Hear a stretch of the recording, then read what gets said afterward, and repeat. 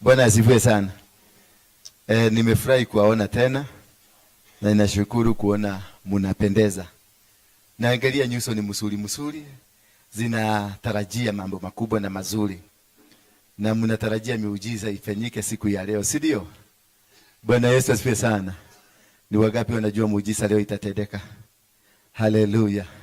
Wangapi wamekujia muujiza siku hii ya leo? Muujiza, watu wa muujiza.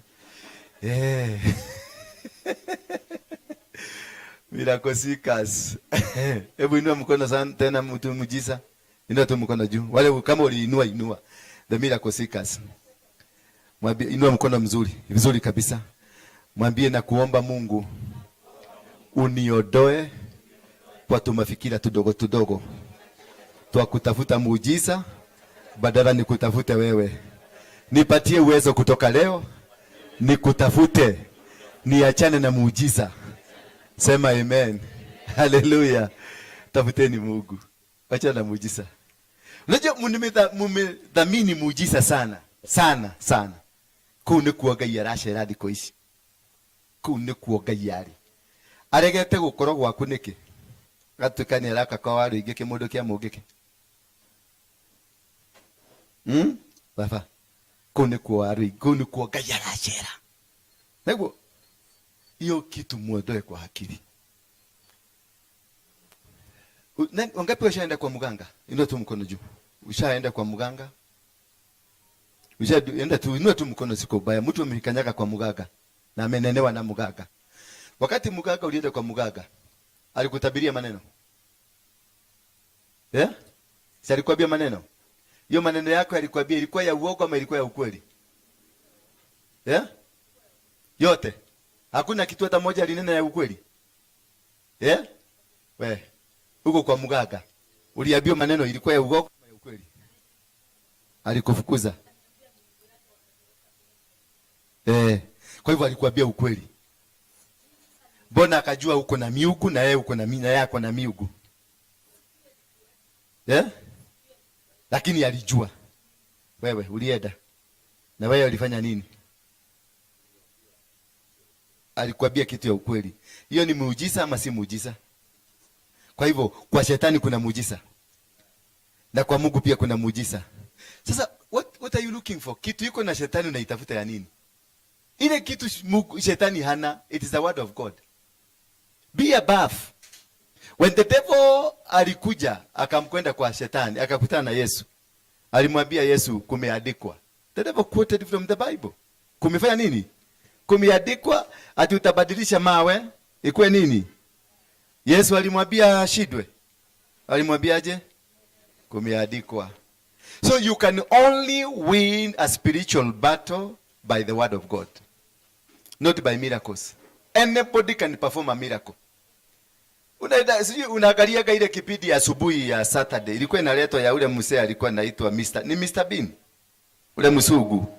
Ule alikuwa anashika hadi kachifu anaikata mara mbili, alafu anaishikanisha inakuwa hivi. Hiyo si ni muujiza? Ni muujiza ama si muujiza? Ama ni magician. Magic. Ni kitu wewe unaweza fanya hiyo magic? Si ni muujiza? Then why are you comparing yourself with something the devil can do?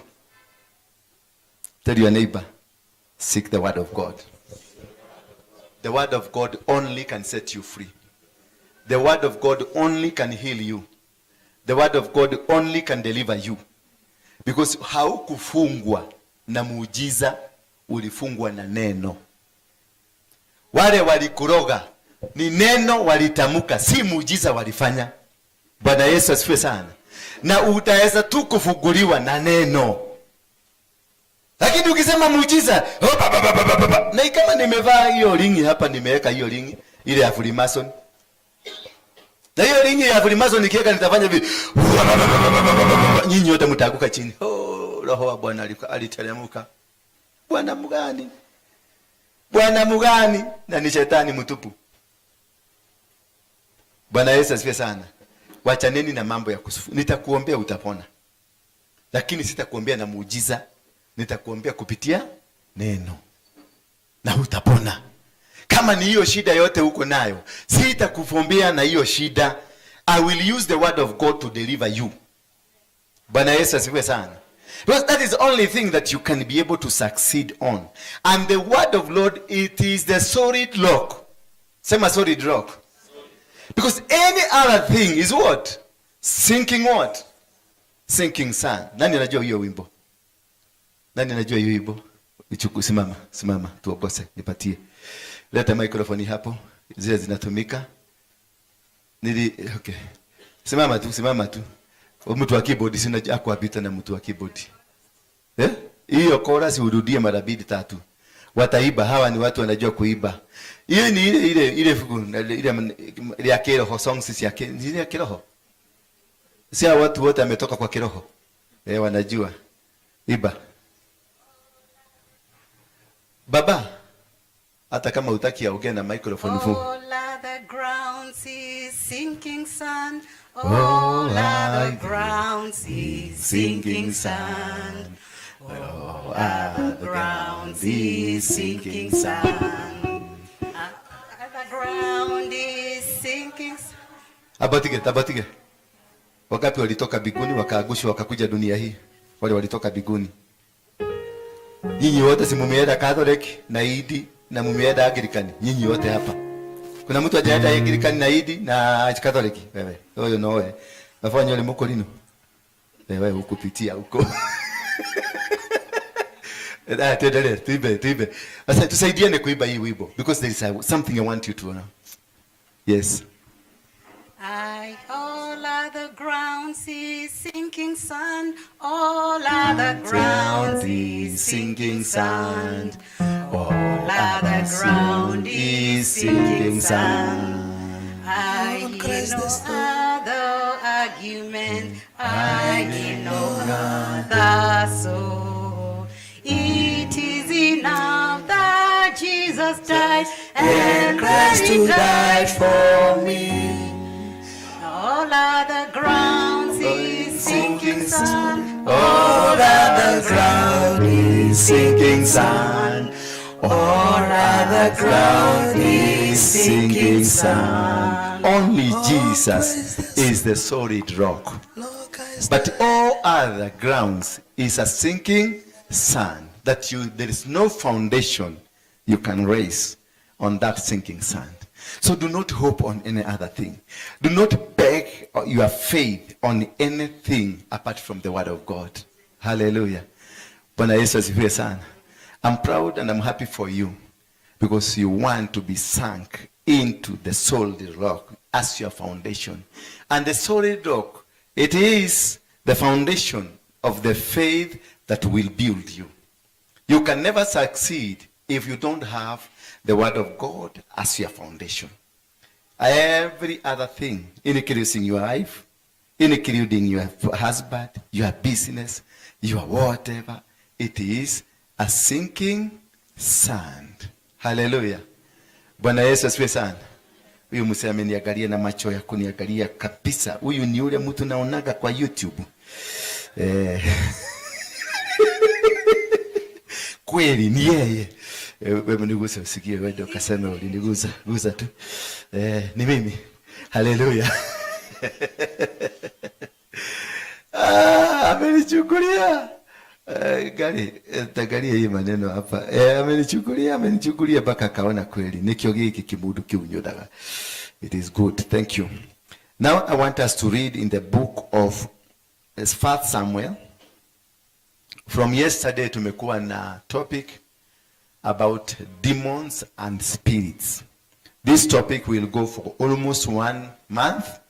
Na utaiona kwa mitandao, utaiona kwa Usaimo K, utaiona kwa nani mwingine, Jeremy Damare, utaiona kwa Kororia TV, utaiona kwa Kabolis, utaona kwa ingine naitwa Dhigira wa Synagogue, utaiona hata kwa agu na hapa kanisani utaiona, because that is where the problem is.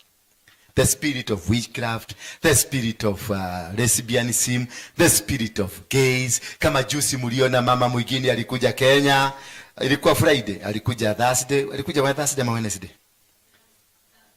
Thursday ndiye alifika. Na alipofika tu kwa kiwanja ya ndege, Kwa sababu ile nia alikuwa nayo, Mungu alimuinua guo, mjue ile kitu amelete hapa Kenya. Bwana Yesu asifiwe sana. Na watu wote wakaangalia wakaona huyu mwanamke hata hakuwa na hiyo ingine. Ama mliona wale waliangalia vizuri. Mimi niliangalia na nikarudia. Madarari. Arari uguo. Todo oka kwendia. Oka biashara. Alifika Thursday. Na hiyo kidogo na mother naitwa Mother Kome wakaingia Supreme Court the following day. The same day. Yes. Akaingia. Siku hii ingine Kenya ikapatiwa $65 billion. Na wamepitisha, imekuwa sheria. Sasa unaweza kugeuzwa. Mzee, unaweza kugeuzwa na kuna mahali utanipeleka. The government that we elected on a godly platform imechukua pesa ya sacrifice ya LGBTQ. That is the current government for you. Na nikawaambia hapa watu wengine mkanidharau sana. That the government we have, yes, it came from God. Najua watu wanaweza kusema kwani wanauliza Ruto alikuja kutoka serikali ni ya Mungu. Yes. It came from God on the will of man. Hallelujah. It came from who? It came from God. It's a godly government on the will of man. It is not platformed on the will of God, but platformed on the will of who? Of man. It is from God. Ruto is from God. He said, I have been prayed into. I have been prayed into. It is not me praying into.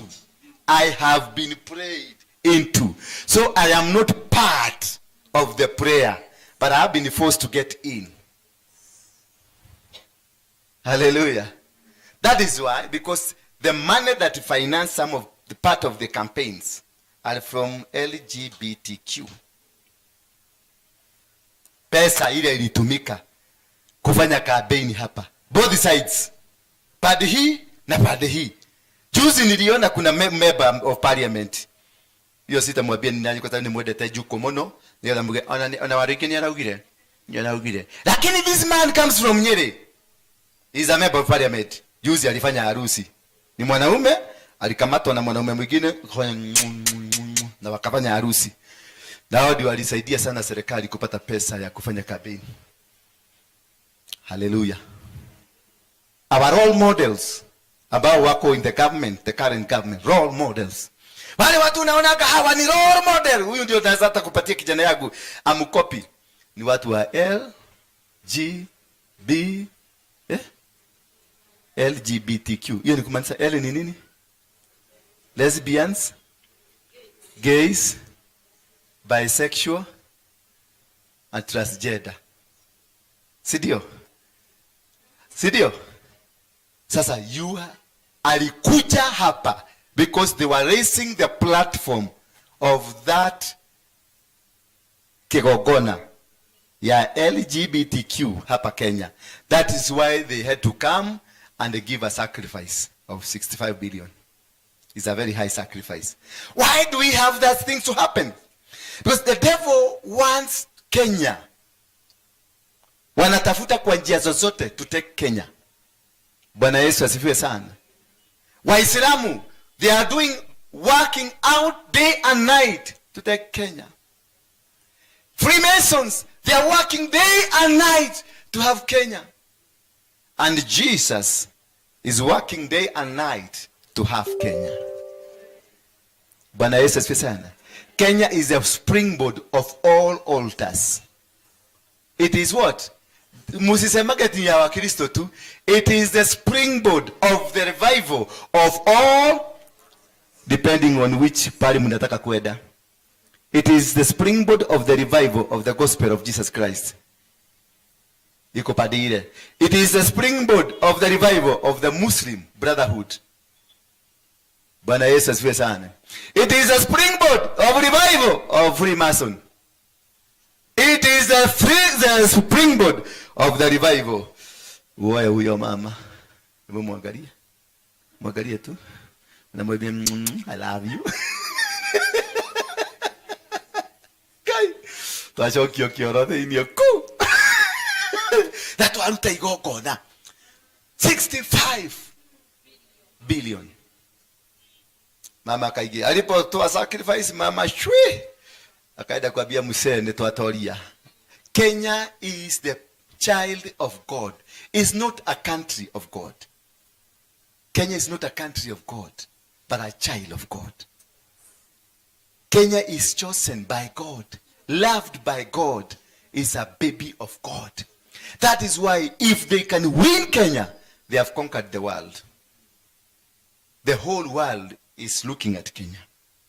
The whole world is monitoring what? Kenya. They want to win. Jesus is already here. And the revival has started.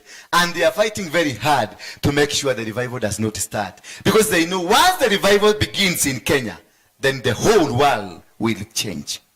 They have this agenda of one world order. Corona na LGBTQ, one and the same.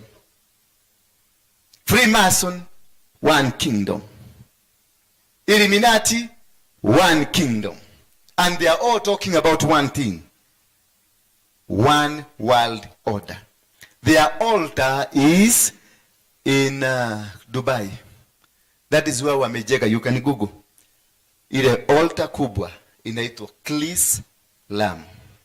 Chris, Catholic and Islam. They have built a huge altar in Dubai to counter Kenya. Bwana Yesu asifiwe sana. All is about to counter. They have raised the kigogona, lakini hiyo tumebomoa. Kule nilienda kuiba. Mnajua kule nilienda kuiba? I'm the only man in this world that has ever gone na akaiba kwa shetani na akatoka. Niliiba. On behalf of God.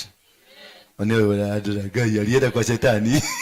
Nilikuwa huko ndani na nikaiba. Na nikatoka na gorodi.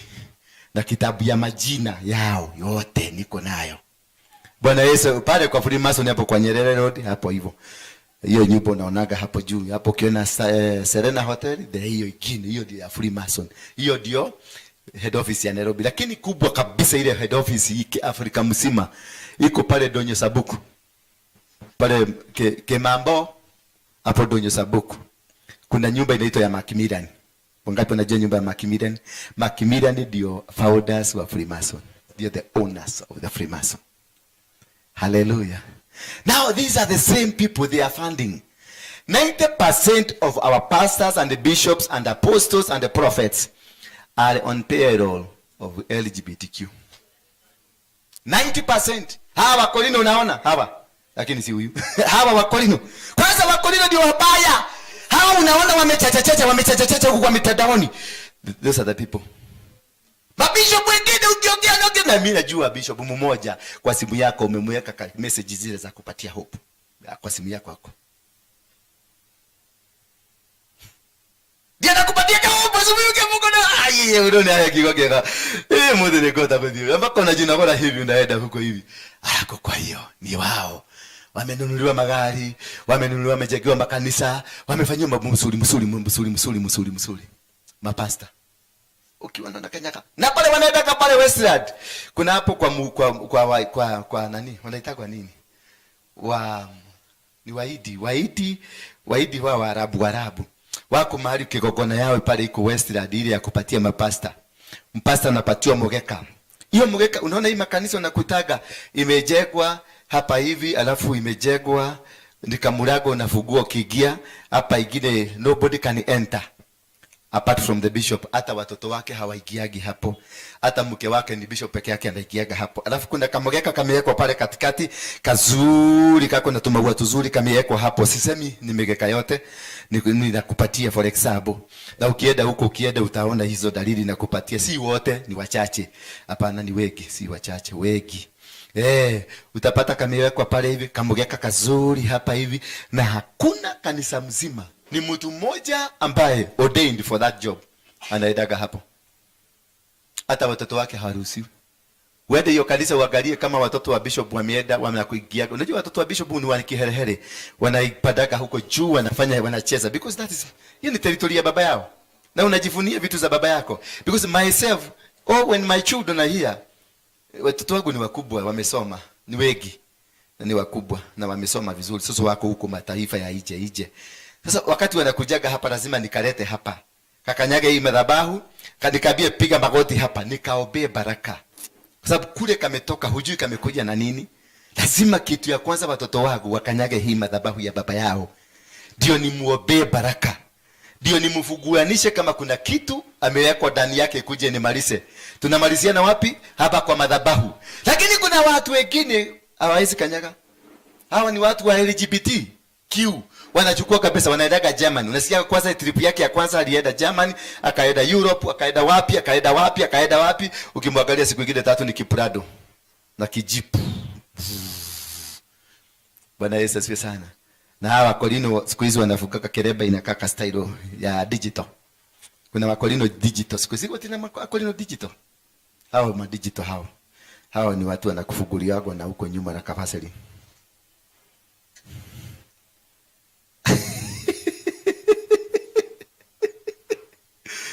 Bwana asifiwe sana. We must speak it now. Na kama nyinyi ni waoga, mimi sitaogopa. Ati jamaa mwingine aliniuliza doitika kila matika kolege gigo. Todo matiri na gigo yako lego. Matiri na gigo. Matiri nayo. Alafu ni ndileke guoya. Wana. Ni ndokoretio ni Jehova munene wa ita. Ti ita ria kuruga ucuru. Ni ita ria bara. Tutakogana. Na sitaweka Yesu chini, tutakuwa na Yesu. Kwani Musa, kwani Joshua alitumia Shetani? Kwani Daudi? Hebu nikuulize, tutuulize tuende. Kuna watoto hapa. Kwesha na huko. Edo agima. Kale katige menyano ya turari. Daudi ni akirireria muka wa mwari wao wa Saulu. Nanyita ne? Asha. Nanyi murathie ku. Akirireria mwari wa Saulu. Eta kwatia Maika akerireria guhikia mutumia ucio, akerireria tutoke na Kiswahili uwe ashiki, akaerireria mutumia akiga ni kwenda kuhikia gaka uyu niwe kwenda ona ri na irema motio ikoina uyu niwe kwenda ona ri na irema.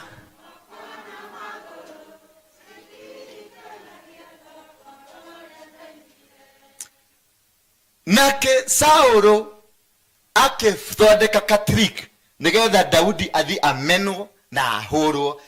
Mwaria mwiriri atia oigirire ki haha iguru private parts cia andu 100 wekere hapa ni Biblia, thoma ya Biblia. Etirie 100 private parts. Daciari na githungu nigetha tondu ni decent. Ni decent kidogo. Man, it was a trick to make sure this man fails. It was a trick, just the way we have been tricked, that allow this, then we give you money. And this money was not just money to come and develop the nation. It was a sacrifice money. These people are not attacking us on a platform of IMF, World Bank, ati ni watu wa dunia. Si watu wa dunia, ni watu wa kiroho. Hakuna watu wa dunia.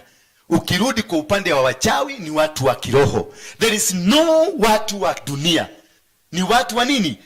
Kama ni wachawi ni watu wa kiroho. Kama ni Mkristo ni mtu wa kiroho. Kama ni Muislamu ni mtu wa Bwana kuja kutuambia hapa ati address ni ya kiroho. Kama ni ba ni kigogona. Pope is an altar. It's an altar that speaks. Huyo ni mtu wa nini? Wa kigogona. Is a spirit, mtu wa roho. Unajumuga hata attention yake. Musician anavuga kitambaa hapa. Wale musician wote saizi ni wale. Hawa wanaonaga hata 100% wa Kikuyu. 100% hapana, si 100. Ni 90%, weke 90%. 90% gospel ya Wakikuyu wote huko. Ni nini? Ni kiroho. Unaona mtu anaiba, kiridi yote inachagamuka. Na ni kale karoho. Kale kanini? Ndio kanachagamusha hawa watu. Bwana Yesu sana. Na nikawaambia, ilikuwa mwezi wa ngapi? Jane? Siku ile niliwaambia wataanza kulipuana. Niliwaambia hawa watu wa Kororia TV. Lakini watu wa Kororia TV ni watu wengine. Na ongeaga na hao alafu wanaenda kutafuta mkolino wengine na hapo wanaanza kwenda kwa ati kuna mtu hapa anasema, tawachapa mimi. Wewe kunilinganisha na kama mkolino atakajui nini? Bwana Yesu asifiwe sana. Haleluya. Kade muheri ohoro tari wanyu. Yes. Daudi akaambiwa lete 100 wekelee hapa. Daudi kwa sababu ni jaba hakuogopa, alileta 200, sio 200, sio 100. Aigelele hao magana mere. Akiwa leha mudo.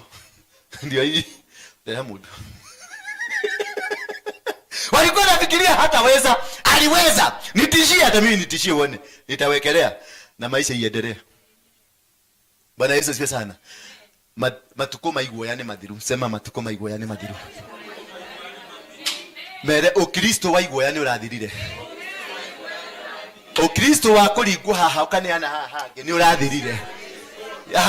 We are not going to entertain nonsense. Hatutauziwa. Yani murio wakwa afundithio uri ari kunuragwo na guku. Na nie dia kunurire mundu rumene gethoke. No way, it cannot happen that way. It cannot happen this way. Mimi si kukunora mwanaume ndio maisani akuje ati wamweke huko ndani aanze kukunorwa. Hapana. Ati mtoto wangu my girl, my sweet girls. Mimi nilikunona mimi. Wakukolia huru. Wakukolia huru.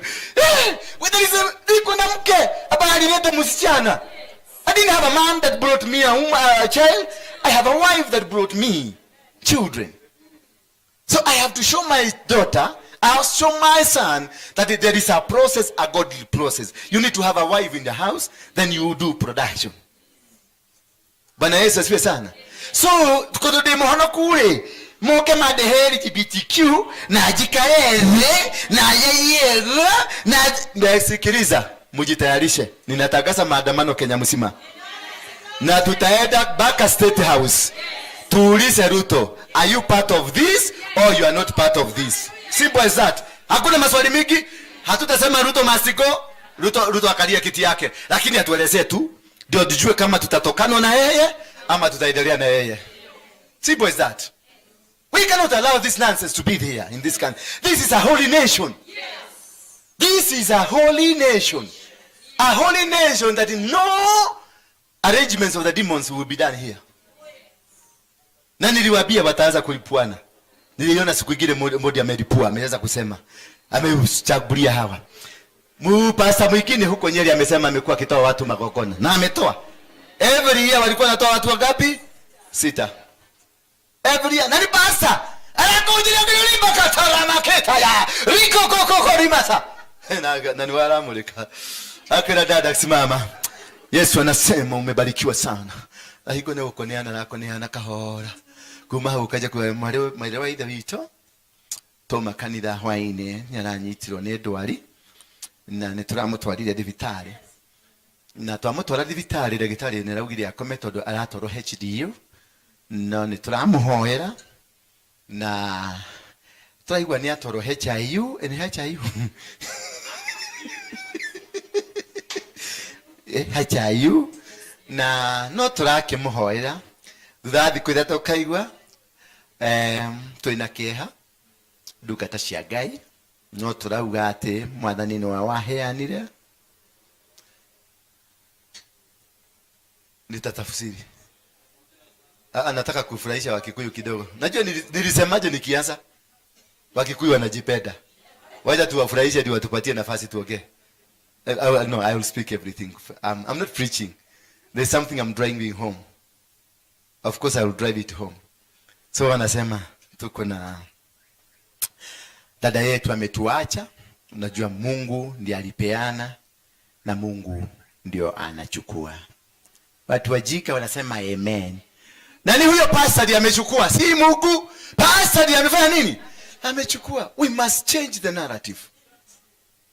We must change this narrative. We cannot allow this nonsense to be in the churches. The church must stand as pure church for God. If you want to preach the devil, just go straight into the devil. Don't mislead the children of God. And because we know them, I went to the Freemason there, their hall there, and I was able to steal their book. I have their names. I know them. I know the people here, the bishops and the pastors who are doing it. I know because some of them are my friends. I remember one day they took me to Kitengela. They wanted to introduce me. I know all of them, including top musicians. Hallelujah. But because they have dared us, they have poked kuleta hiyo kitu na wamepitisha. Kumbe hawa mama wanakuaga wengine unaonaga ni watu wa kitaifa, national leaders. Kumbe wanakuaga wa hiyo kitu na hatujuagi. So we must go. Mimi nitaorganize, kama mtaenda tuende, kama mtaki mkae. Sibebelesi nyinyi. I will go. I am the commander. Mimi najua niliobewa na James Mainanganga. Hiyo ni Kenya 1, mimi ni. Lakini sasa tunamtoa. Tuchukue kiti. Amesema kwa mzee, lakini sasa akisikia hiyo atanitusi. Atanitusi. Atinasema nimezeeka nikikulimia.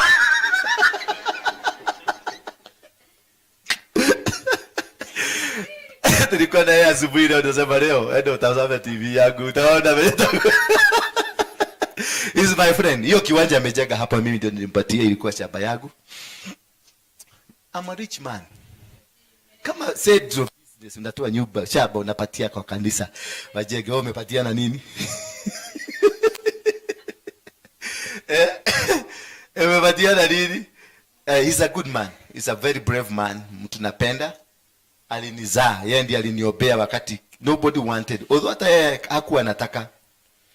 Acha niwaambie kastori kidogo, kwa sababu nilimpigia simu, alikuwa Mombasa. Alikuwa naenda pale Mombasa, pale alikuwa anafanyaga raja wa kwa roundabout fulani hapo. Sasa walikuwa wamebeba maspika. Nikampigia simu, nilipatiwa na bishop. Kuna story nataka unielewe vizuri. Kuna bishop alikuwa ni apostle, yes, apostle. Nikamwambia, tukakutana na yeye, nikamwambia nipatie namba ya pastor genuine ambaye unajua, lakini apostle ninauliza. Nipatie namba ya pastor genuine ambaye unajua. Akaniuliza kwa niko nini? Kama wewe tu nipatie namba ya pastor unajua ambaye ni genuine. Na yeye ni nani? Ni apostle. Akanipatia ya nganga. Akaniambia kuna pastor mwingine alikuwa kiherehere na vituko na sarakasi, lakini naona huyo ni kama ni wa ukweli. Ni nani ananiambia? Apostle. Akanipatia ya nganga. Hakuna bomu. Sasa galia. Sasa tumeongea hiyo kitu ya LGBT, mnaweza kuangalia madirisha. Tio kanisa ni digadi, si ukai kukuja. Una dirisha ni kufuga inafugika. Ni keroho hii na huo. Umesikia joto? Acha ni uoga. Fanya hivi. Breathe in, breathe out. Sasa huyo bishop akanipatia namba. Nikapigia James. Ilikuwa kitu saa 5 saa 6 hivi, kwa sababu ananiambiaga ndio wakati walikuwa naenda nini? Kwa Jawa. Sasa walikuwa kipaga, alafu hapo nje kuna vijana wa kupaka rangi walikuwa na marasta. Ni watu wanaonaga kila siku. Sasa wakati nilimpigia simu nikamwambia, pastor, mimi naitwa Waruinge, ule wa Mugeke, nataka uniombee. Nilikuwa nimeshushwa, nilikuwa nimekamatwa kabisa. Na roho akikushika unaogeeka ni kama katoto. I was genuine, nilikuwa nataka kuokoka. Nikampigia simu. Umesema ati nani? Nikamwambia Waruinge, ule wa Mugeke. Unataka nini? Nikamwambia pastor, nataka kuokoka. Akaanza kutodoira.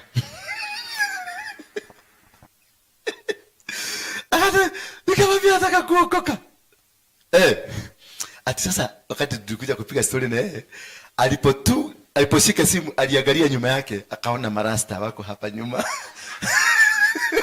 Watu wanaonaga kila siku. Lakini alipoangalia akaona sasa kichwa imeenda. Hizo siku hiyo ndio ilikuwa mambo mbaya sana. Akaona kichwa imeenda. Akasoga tu nyuma. tukiongea na yeye akiangalia hawa I think alikuwa anasema Yesu, I'm coming now. Nitengenezee safe landing. Akasema nika-insist, akaniambia sema Bwana Yesu. Nikasema Bwana Yesu, nimeokoka. Sitarudia dhambi. Haya, umeokoka. Na akazima simu. Na mimi kwangu nilifurahi. Kwa sababu nimesikia kuna kitu nilikuwa kingoni, nilikuwa kimenishika kama kichuma kikaaguka. Nikasikia ni kama machuma. In fact nilisikia machuma zikianguka. Nikasikia machuma zimeanguka. I felt like nikakuwa mwepesi. Paka nikasikia nikaona vitu zingine niliona. Alafu hapa juu mbele yangu nikaona malaika walikuja wakazunguka, walikuwa wamevaa white. Wakanizingira hivi. Na yani I saw something I've never seen. Something like good. Yani I felt good. But Funganga alimaliza haraka aondokee hapa, save kichwa yake. Nganga alienda mpaka polisi.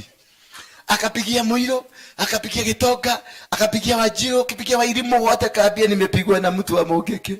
Mkisikia nimeenda mjue.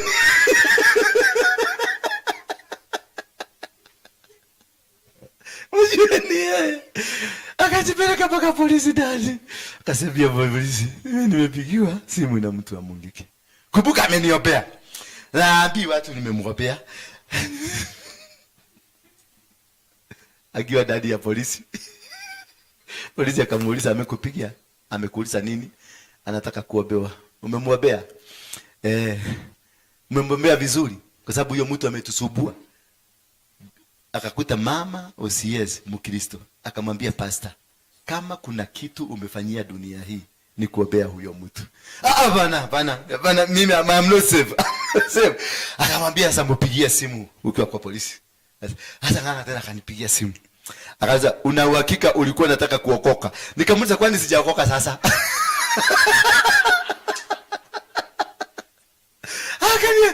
Akaniambia hapana, nikamwambia nimeokoka, nataka kukupatia ushuhuda. Kuna malaika wamenizunguka hapa. Nilikuwa naenda tu nikienda hivi, wako hapa wananizunguka nikienda nikitembea. Walikuwa wananizunguka. So I was happy. Nikaingia kwa hoteli nyingine hapo New Standard. I was happy. Yaani unaona mabodyguard wangu wote nikawaambia waende, wakaniuliza mwingine wawili. Mmoja anaitwa Dongo na mwingine anaitwa Waidhaka. Wakakatalia sasa wanataka kuinsist lazima wanichuge. Wananiambiaga hawajui ni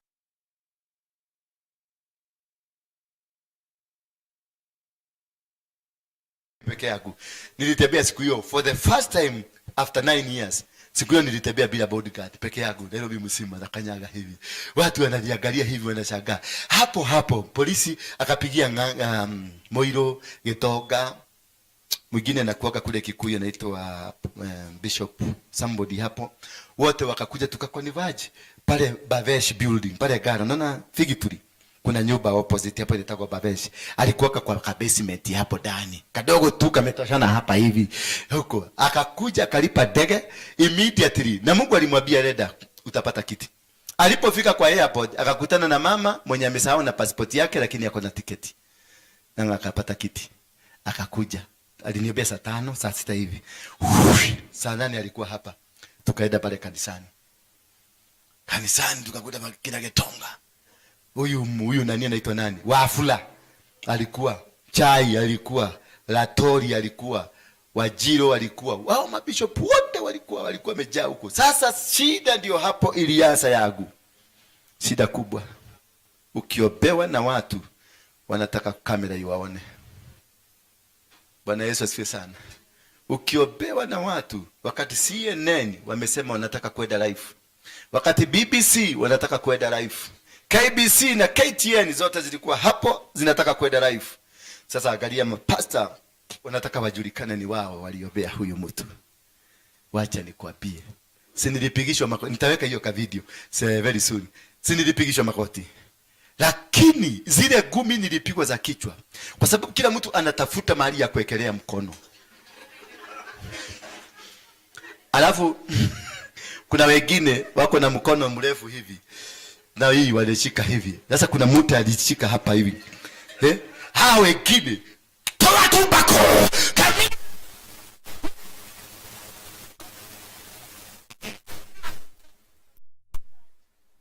Alafu alafu wanarusha mate. Nikitoka huko hii kiara yangu ilikuwa ni kama kalami kamewekelewa juu.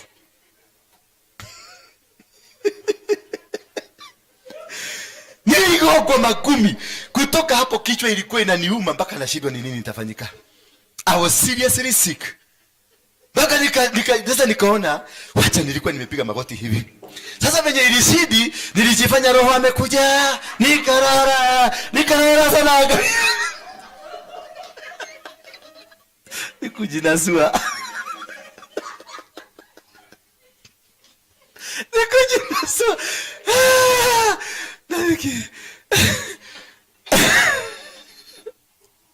Ndio nilijua kumbe nilikuwa mtu dangerous. CNN ilienda live worldwide. The most dangerous man on earth sees the light. Hiyo ndio ilikuwa breaking news ya CNN. Hallelujah. Sasa hiyo hata mke wangu hakujua nimeenda kuokoka. Because nilikuwa naenda kushambulia huyu mama anaitwa Wairimu.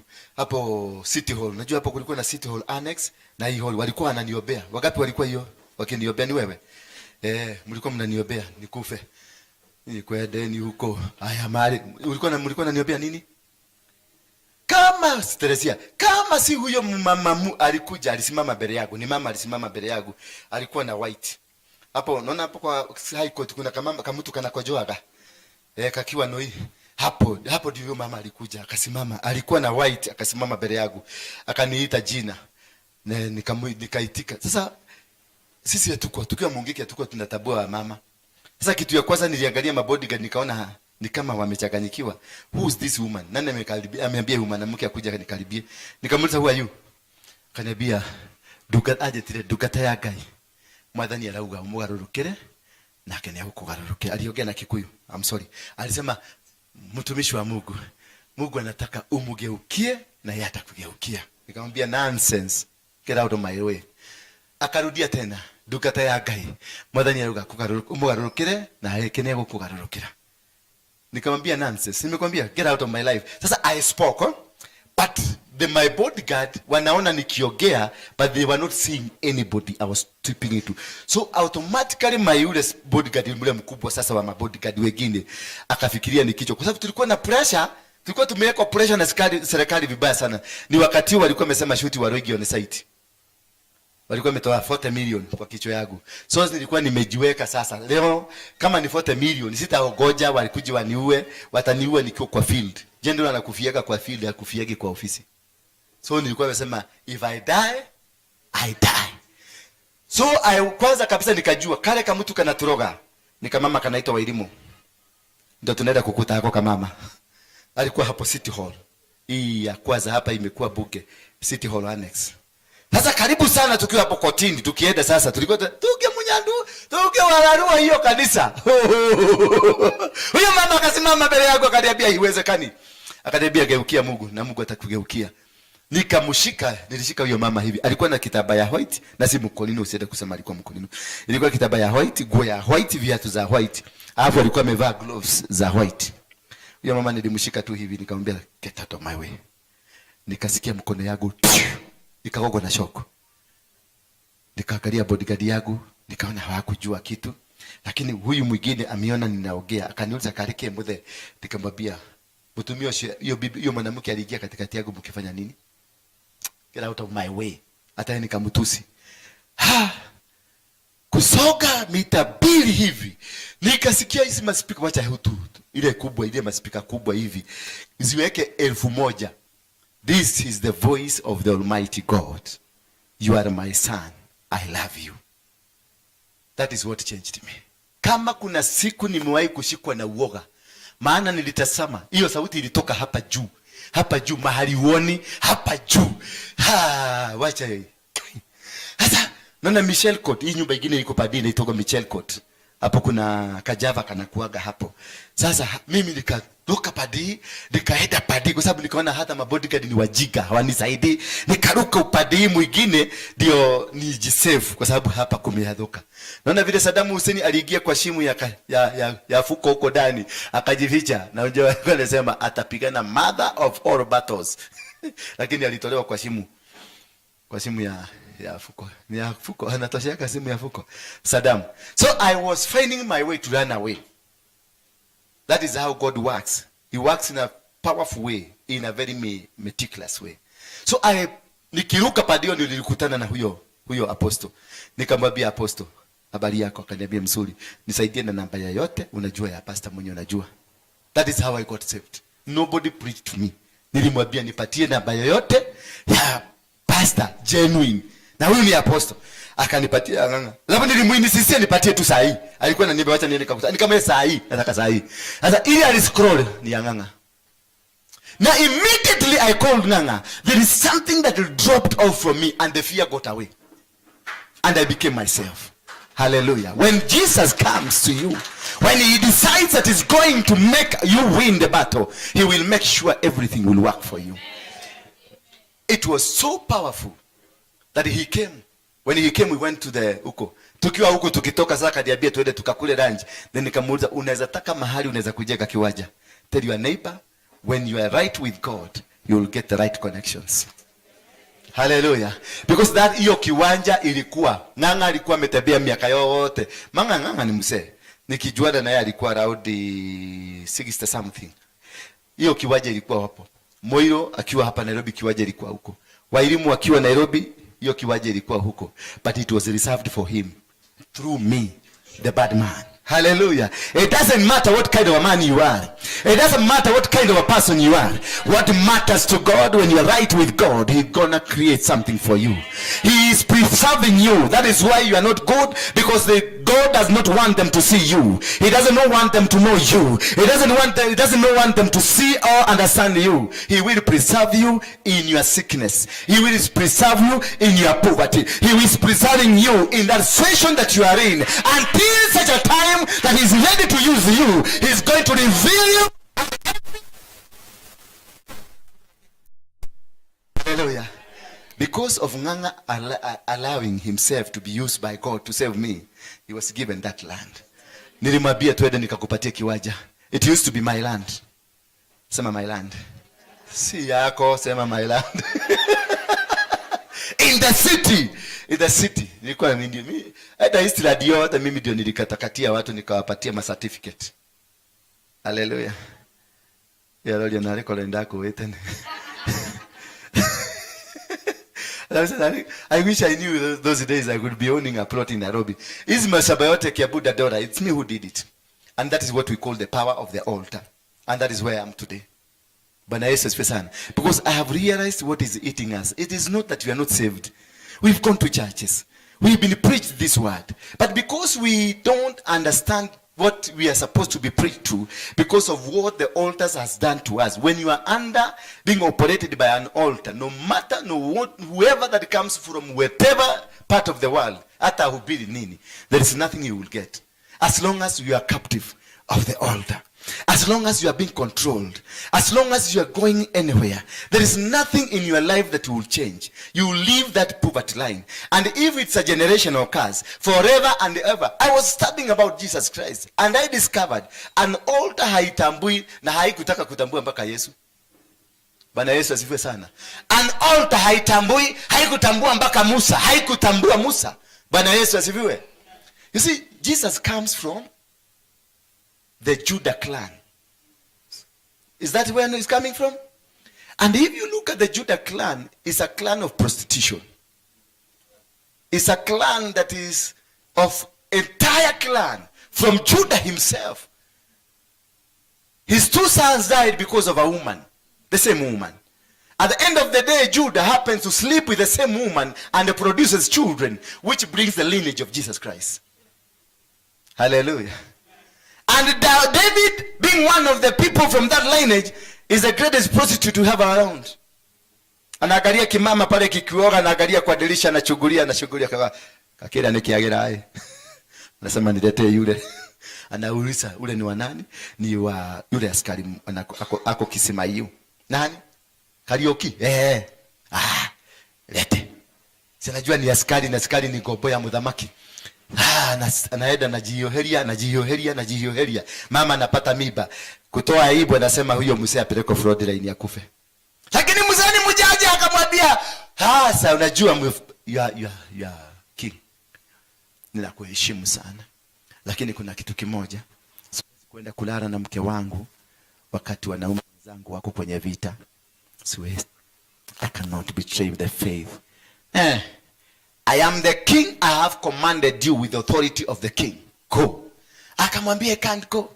Akajua haka kamutu kataniletea shida. Akasema kaende kagogwe. Kakagogwe na sorry kaisha. Bwana Yesu asifiwe sana.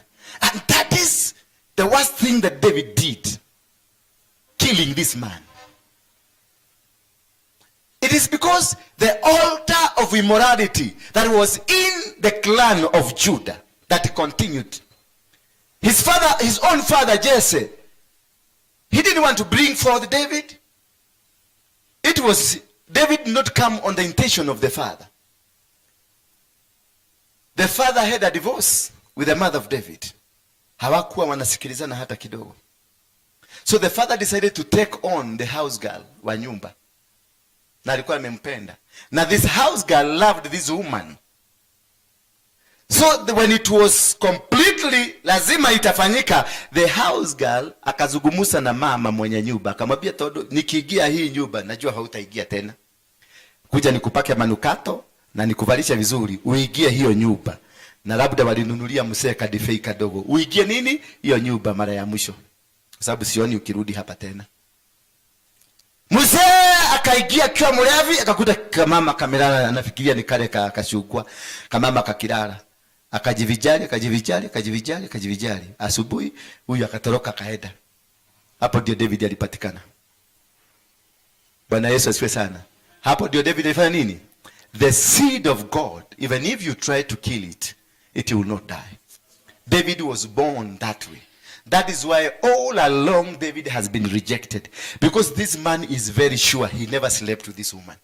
And when this woman became pregnant, she went back to Jesse to tell Jesse, I'm pregnant. And Jesse knew, I have not slept with you. You are a prostitute. And it became another reason to chase this woman away. Na akaita wazee akasema, si mnaona? Ako da tubo. Na mimi sijalala na huyu mwanamke. Akadia hiyo tubo venye iko kubwa. That is why David was continuously rejected by father. And that is the plan of God, to make him rejected so that nobody will own him when the time of anointing comes. Hallelujah.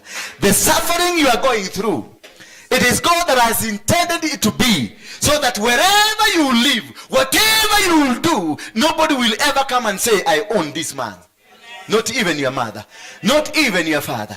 David was rejected until when Samuel came, the prophet came. Alipokuja aliuliza, watoto wako wako wapi? David was not amongst the children of Jesse. He never called David. He never invited. He did have in mind. Alikuwa namchukulia kama kakijana kakuchuga ng'ombe. Tule tumetoka na huko. Kale kakuja mnaajiri. Si uko na kakijana umeajiri nyumbani ka house boy. David was regarded as a house boy. He was not part of that family. But he was the seed of Jesse. Though God, by his own manipulations, did a lot of things to make sure David comes and David will be protected. Because I think alifanya case study ya nani ya Joseph. Unajua Mungu ni mwerevu. Labda aliangalia venye Joseph alipelekwa na venye alifanywa maneno na brother zake, akasema huyu nitamrudi na njia hii. Akaleta confusion kwa nyumba. Mzee aliingia lakini hakujua this is not my hapana. Yaani naweza kuja kwako mami na nikosa kujua si huyu. Is it possible? Kwanza kuna kitu alipatiwa. Alikula muratina. Bwana Yesu asifiwe sana. Na nikuona ni kama alikula muratina. Kwa sababu how comes? Can you be in bed with a woman na ukosa kumjua? It's very complicated. But God wanted that way to be that way. And David was given, alizaliwa. Na alipozaliwa aliambiwa kachunge mang'ombe. He always went kuchunga mang'ombe na mabuzi. He was being prepared because kondoo ni za Mungu. Bwana Yesu asifiwe sana. He was being prepared to take care of the kondoo za Mungu. And until a time of God anointing came. Because there's two different things. People wengine hapa mmemwagiliwa tu mafuta, mnarukaruka huko kama table tennis. It's as if God has arrived today. When Samuel was born out of a struggle by his own mother. The mother had prayed for so many days to have a baby. What you are praying for, you need to understand. Is it connected with God or is it your decision? This woman prayed and prayed and prayed and prayed forever. For about 20 years, 30 years, this woman was praying until she changed the prayer. Hallelujah. Until such a time she changed how to pray. She was praying, asking God, naomba baba unipatie mtoto. Baba. Baba, nakuomba mtoto. Baba, wananichekelea. Baba, ulisema utawadhima the womb. Oh, Baba. He was asking for a child. But God was not looking for a child from this woman. God was looking for a servant that will anoint his servant. Hallelujah. So understand what you are praying for and how you are praying. Because you need to know, ask from God, what do you want from me? You have given this job to me. What do you want from me? If God has promoted you to become a manager, ask God, what do you expect of me? Don't just jump into the job. If you got a wife, don't just jump into this wife. Ask God, you have given me this beautiful wife. What do you want from this marriage? Because there is a reason. God cannot give you anything without a reason. Everything that you got has a reason of God. Everything you do has a reason of God. There is nothing hata hiyo mwili yako God gave you with a reason. It has a purpose on earth. Bwana Yesu asifiwe sana. And until you know the purpose, that's when God will give it to you.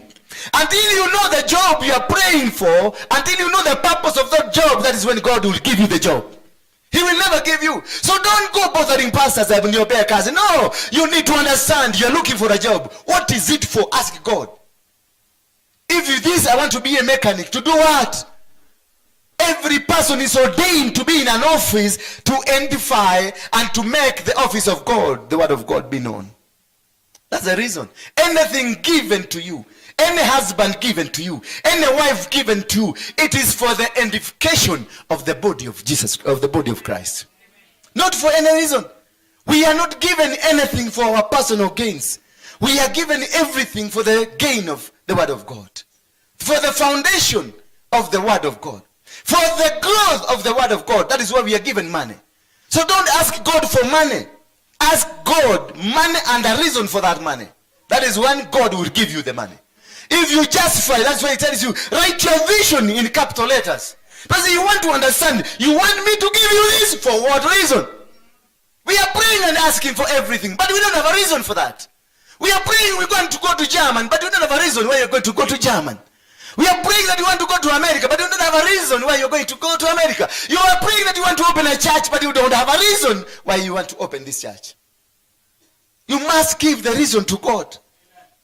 And Hannah, when discovered that the reason is needed, not only a baby that is needed, but a reason will yield to a baby.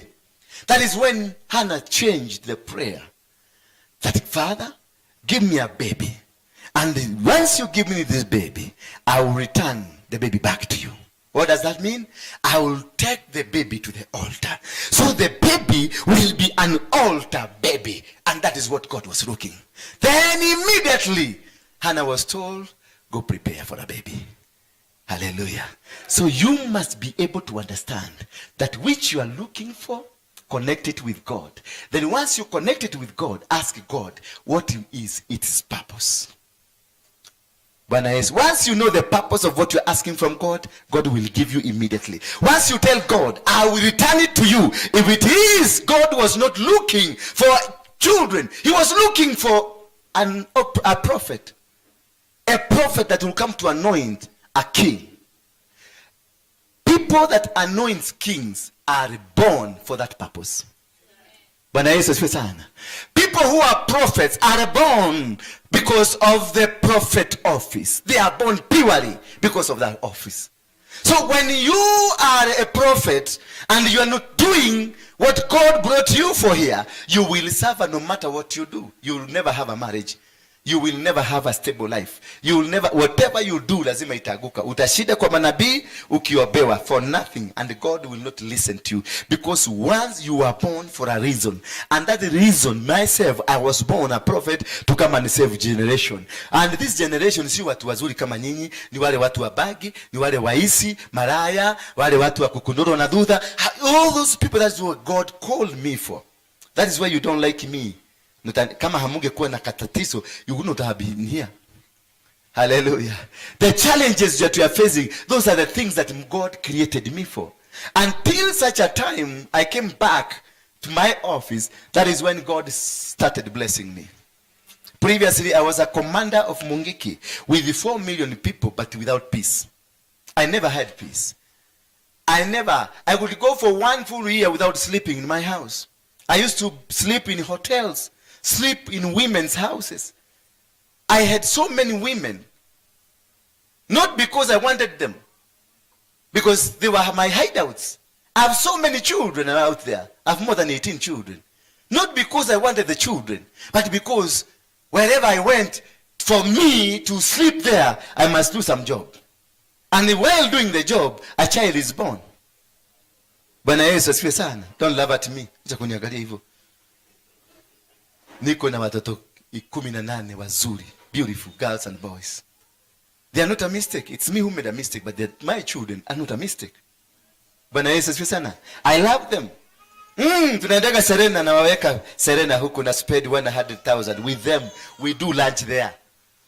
Because I tell them, you will be better than me. Bwana Yesu asifiwe sana. I may have made mistakes, but I am praying that you are not going to make mistakes. Any altar that might have been following me, I break it. When we eat together, I tell them, I break any altar that might follow you. The things I did will not follow you. And that is how to bless your children. Not to look at your children as though they are enemies or you are competitors. They are not your competitor. Bless them. Most of you are suffering because we found arrogant fathers who failed us. We found those fathers who would kohoa kule kwa gate mbali. Sisi yote kwa kitanda jugu. Unalala na ni saa 12 mlale. Mtaamka kesho asubuhi ama saa 8 usiku kwa sababu msee amelala. Hallelujah. That is why we failed. As parents, we need to rectify. Tell your neighbor, we need to change. We need to bless our children. We need to bless them. We need to produce a generation that will conquer enemies. We need, you see why? All these our young boys, wametoboa masikio. Mwingine wametoboa mapua. Nani? It's a boy. Mwingine kwa mkonyo. Mwingine nimekuita nimeombea leo asubuhi ametobolewa mkonyo. It's a boy. Mwingine amevuka manywele maraini. It's a boy. Nikamuuliza, what's wrong with this? Akaniambia, but I don't see anything wrong. Nikamwambia, it's wrong, this for women. What's wrong? They are human beings. Nikamwambia, this one is for prostitutes. But no, I'm not a prostitute. But I love it. Nikamwambia tena, but masikio si mzuri. So I spoke to him, I discovered this young man is looking for an identity. Because his father is an absentee father. He is there, but a figure. And the mother, because we have become lazy women, we don't go looking for a job. The mother is the one who is the breadwinner. And the mother, because of the burden, big burden, he has another kamutu pale, ya mfanga kado, who feeds the family. I want to show you how the curse operates. This woman here, and this man here, this man is a lazy man, who only comes after drinking some alcohol and comes very late in the night to ask for food he has not provided for. This woman is so overwhelmed by the kazi ambayo inafanyika kwa nyumba and the provisions and everything she's providing for.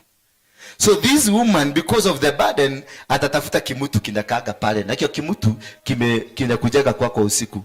Kinakuta umevaa ile suruali yenu kwa kichwa. Na umevaa t-shirt hapa kimeandikwa sengenge ni ng'ombe. Na huko nyuma imeandikwa ukimwi inaua. Na kikimutu kikienda kwa baki na kutaka kama mama kamevaa kaskati kamefika hapa.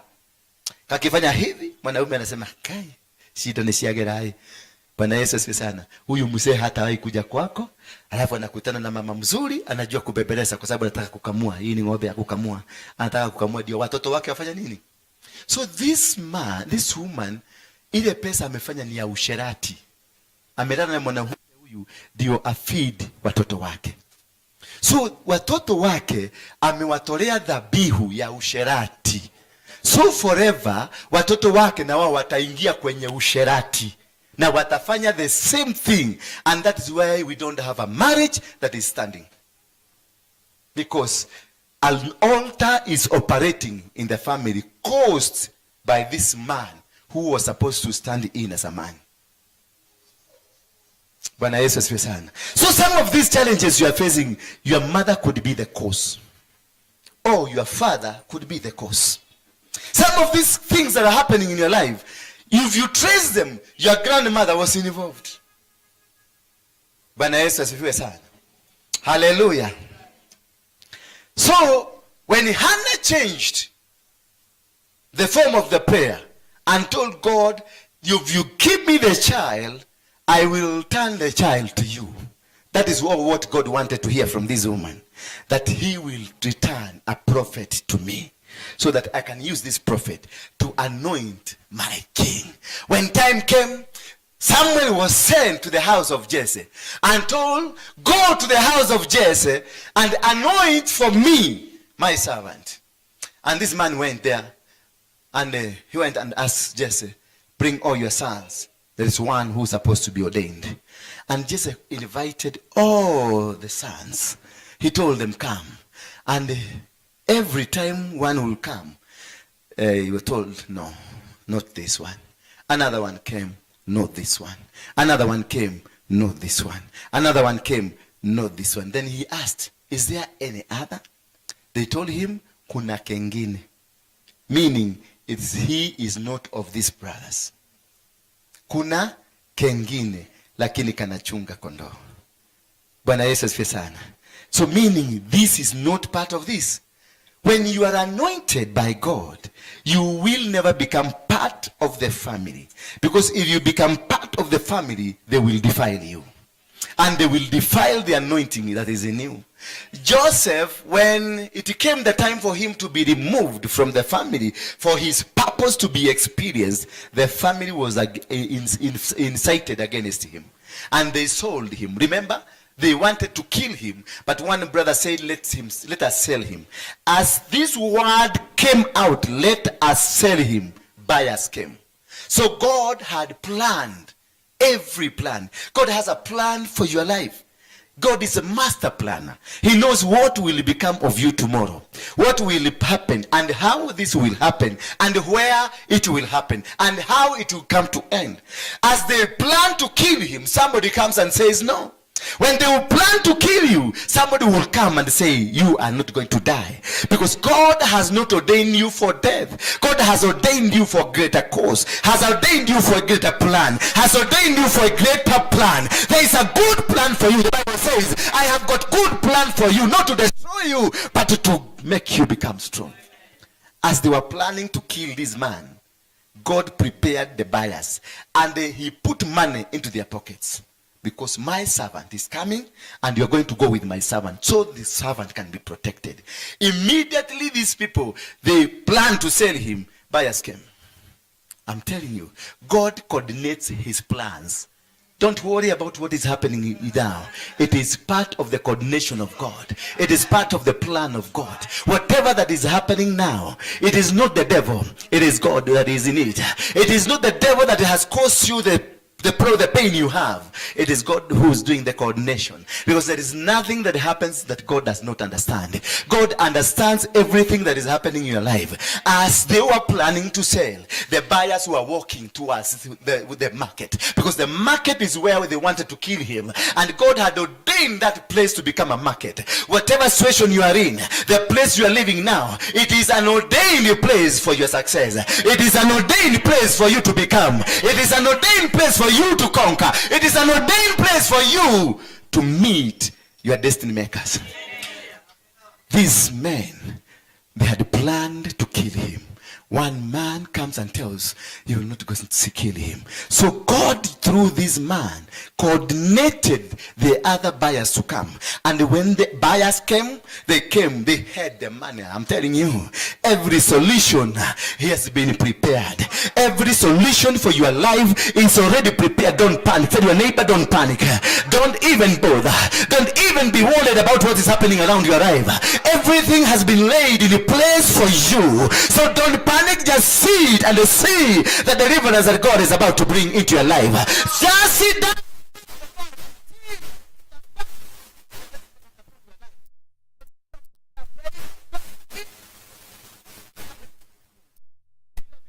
but that is only for that moment. People will be running away from you, but that is only for a moment, because they have to get to be removed from you. They have to be moved.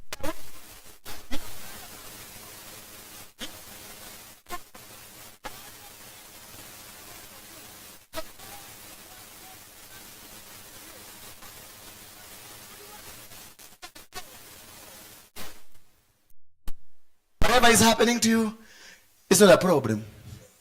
Don't be afraid nor be dismayed. He told Joshua that my servant Moses is dead. And this servant Moses who is dead, you were a servant. That's why I kept you there, to see what he's doing, so that when the time comes, you take over the mantle. Moses liberated the children of Israel miraculously, with miracles. He conquered with miracles. But the next move of God, hallelujah, the move that you are in now, it is the move ordained for this time. Whatever that is happening in your life now, it is ordained for this time. When Moses died, Joshua was brought into this ministry of conquering and winning the battle, because God had a promise. God brought in Joshua and told Joshua that now that my servant is dead, take over, rise up and take over. And he didn't tell him to take the rungu ya Moses. He didn't tell him do like Moses. He told him, do not be dismayed nor be afraid, for I am going to be with you. Do not be dismayed or be afraid. I'm going to walk with you. You are going to conquer enemy after enemy. And I have given you Jericho. Hallelujah. I have given you Jericho. But do not be afraid.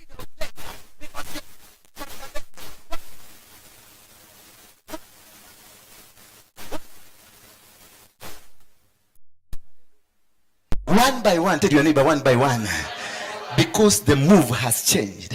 We have gotten out the season of miracles into the season of actions. Hallelujah. We are not going to drop down ourselves so that the doll will become a snake. No. We are going to use our military tactics to conquer. Hallelujah. We are going to face this giant face on Mundu Kumundo. We are going to face them now. We are going to destroy them now. We are going to bring down all the altars. We are going to bring down everything.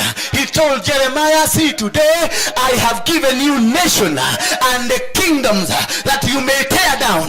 You may overthrow them. You may bring them down and then build a kingdom for me. He told Joshua, do not be afraid, nor be dismayed. I'm going to be with you. And he is the master planner. He organized every battle. When they went to Jericho, it was a different battle. When they went to Gibeon, it was a different battle.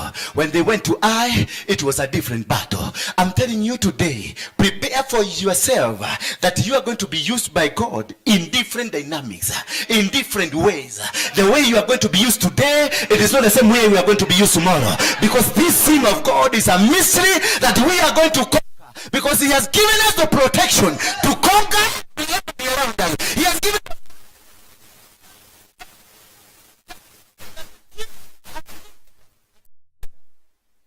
Hallelujah. It doesn't matter what kind of people they are. He told Jeremiah, from today, do not say you are a baby. Hallelujah. He said what? Do not say you are a baby. Because what I will tell you to go and say, you will say. Hallelujah. Where I will send you, you will go. And the next move he did, he told him, open your mouth. He touched the mouth. And then after touching the mouth, he did what? He tells you, see, today I've set you over. I, God, have set you over. So it is not optional. It is not optional. The responsibility God giving you, it is not optional. You've been set against nations and against kingdoms, that you will tear them down. Amen. Are you going to paint them? Amen. Are you going to babysit them? Are you going to paint them? No. Are you going to give them Synagogue? No. Are you going to them? No. It is to tear them down. To tear them down. You do it not with a formula, but with the condition of God that has given you. It is not the formula that God is going, that you are having that they normally do this. We have to do this, and then this, and then this, and then swallow. No. It is according to the current formula that God has given you. Do not be afraid of their images. They will come with their images. That is what he said in the book of Deuteronomy 7. That you enter this country that you are going to enter, that I'm going to give you. You see, the Bible says, in this territory, I'm making you to enter, that you are going to conquer. You see? It is him carrying you into the territory. A nation with 7 nations mightier than you. When I hand them over to you, when I hand them over to you, so there is no battle that you are going to do, God will do that.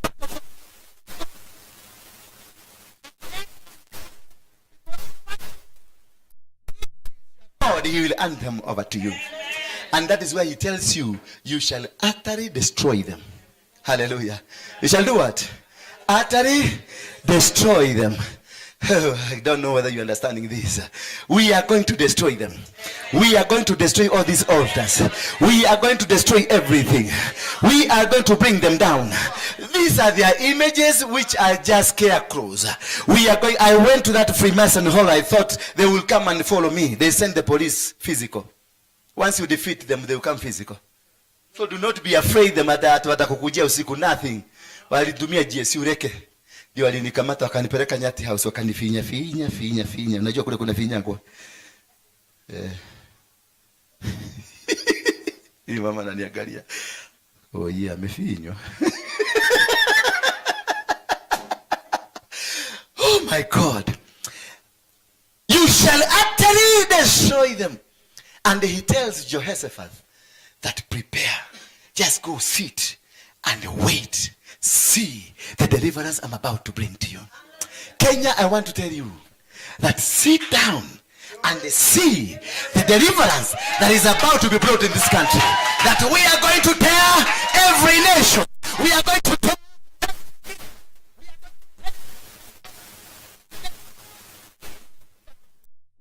an altar for God.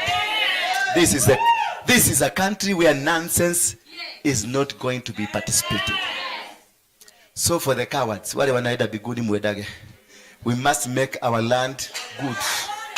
Before you go to heaven, make where you are living a better place.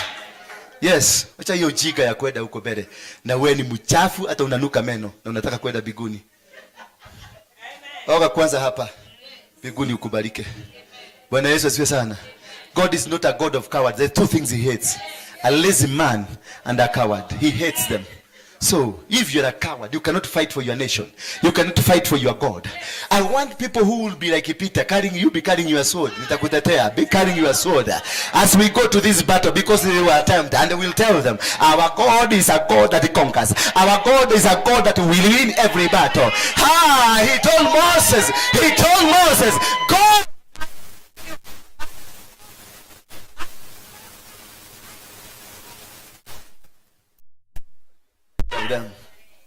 Walinijaribu nikiwa huko kwa dunia. Waliniweza. Simuliniambia mkashindwa.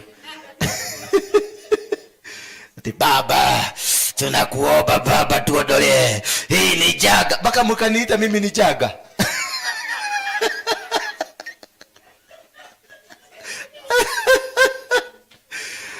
Waliniita ati mimi ni jaga. Liondolewe.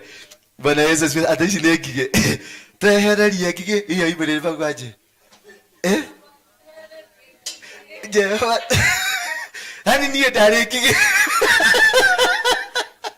Tehereria gige. Hani walikuwa wananiita mimi nizige. Niondolewe katika dunia hii. Lakini huyu Mungu kavuka masikio na kaida safari alienda Dubai.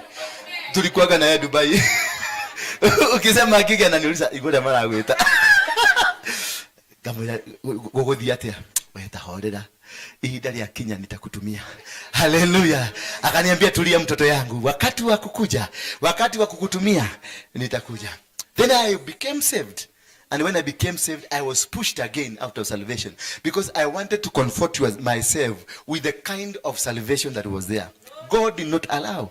When Jesus went to the synagogue, at some point he became conformed with the laws of the synagogue. And he started thinking and behaving like him. God caused these men to chase this cowboy out. Yesu alitokea kwa dirisha. Ulisoma hapo? Ulisoma hapo? Soma vizuri.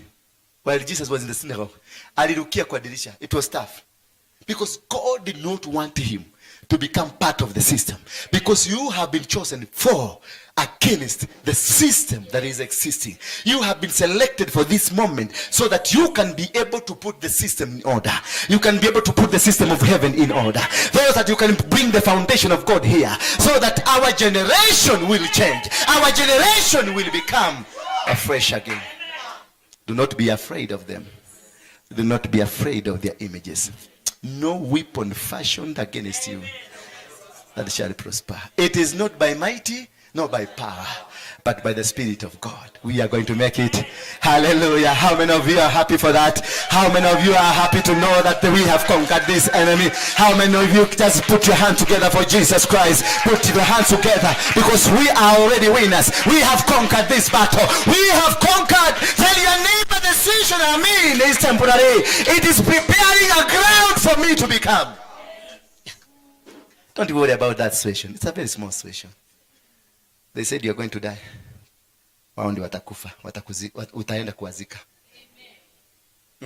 Why? Because I am chosen for this time and for this place. Kwa hadhara wakasema namna gani? There is time for everything. There is time for standing and time for sitting. There is time for them to go and for it's time for you to come. Tell them it is my time now to come in. Tell them now, the nations I was told about, it is you. Tell them the kingdom I was told about, it is you. And I'm tearing you down. I'm pulling you down. I'm destroying your foundation. And I'm going to stand. Paulo na Sila waliomba. Waliomba. Milango ya gereza ikavunjika. Ikavungu. Paulo na Sila waliomba, milango ya gereza ikafunguka. Milango ya gereza lazima ifunguke. It doesn't matter where they have put you. It doesn't matter what kind of decisions they made against you. It doesn't matter wamekupiga kiasi gani. It doesn't matter wamekurarua kiasi gani. What matters is the relationship we have with God. They arrested Paul and Sila because of removing the demon that was in this woman. That is why they arrested him. And the demons you see around, they got owners. Hallelujah. Every demon you see around, it is being controlled by somebody. When they removed the demons from this woman, the owners came and they arrested these men and they took them to the market and they punished them into the market and then brought in a magistrate to come and do a prosecution. Then these men were taken to prison. I'm telling you, the prison you are in now, you are not there by mistake. You are there by a mission. Because the owners of this demon have to be destroyed. And the foundation of their demon had to be brought down. When they arrested Paul and Sila, when they arrested them at the market and took them to prison. Prison is the foundation of every evil. I don't know you knew that. Prison is the foundation. The kind of challenge that is in you is a prison they put you. The kind of the disease that you have now is a prison they put you. The kind of backwardness that is operating in you is a prison they put you. But that is the greatest mistake they did. Because they didn't know they are taking you to the right place where the foundation of that prison will be broken. And as they were in and they were worshiping God, and an earthquake came, the Bible says, and it shook the foundation. Hallelujah. It never shook the walls. It shook the foundation. I'm telling you, the prison they took you, when the earthquake will come, it will shake the foundation and every other person will be set free. I'm telling you, the soldiers came and they just were like, Where is this man? Where are they? Where are they? And the men did not run away. They told the prison officers, here we are, come. We are not yet finished with you. When you will be set free, don't just run away. Don't run. Don't run. Just relax to finish with them. Hallelujah. Make sure the remnants of the prison will never stand up again. These people LGBTQ, these people Freemasons, these people witches, these people Illuminatis, these people who are doing nonsense in this country, I am declaring a war upon them. I am declaring.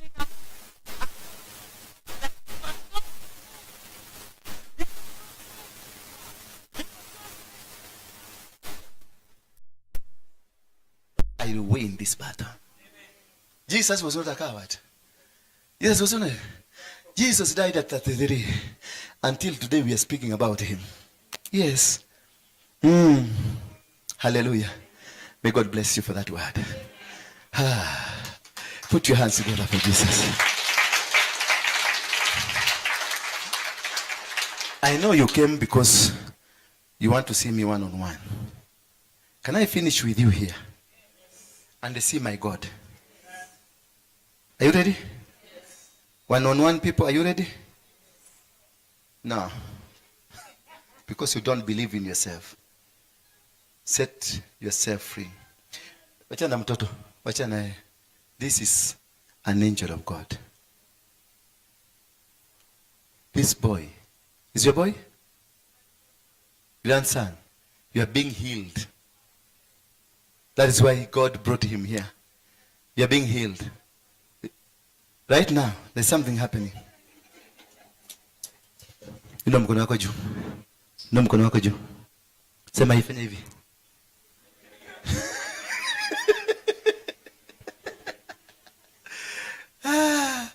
Bwana Yesu asifiwe sana. How many of you are blessed? But if you know you are blessed, bring your sacrifices here. I want to bless you. Your sacrifice, the money you wanted to give me inside there, give it me here. This deal with me when I'm here. Now I am not Mr. Waruinge. I am an apostle carrying the anointing. But when we go inside there, you will meet Mr. Waruinge. A mister who can also see a beautiful woman. Oh, you think pastors, they don't have eyes of seeing women? Yeah? Hatuna macho? And why do you treat us like we are angels? We are not angels. We are the same people.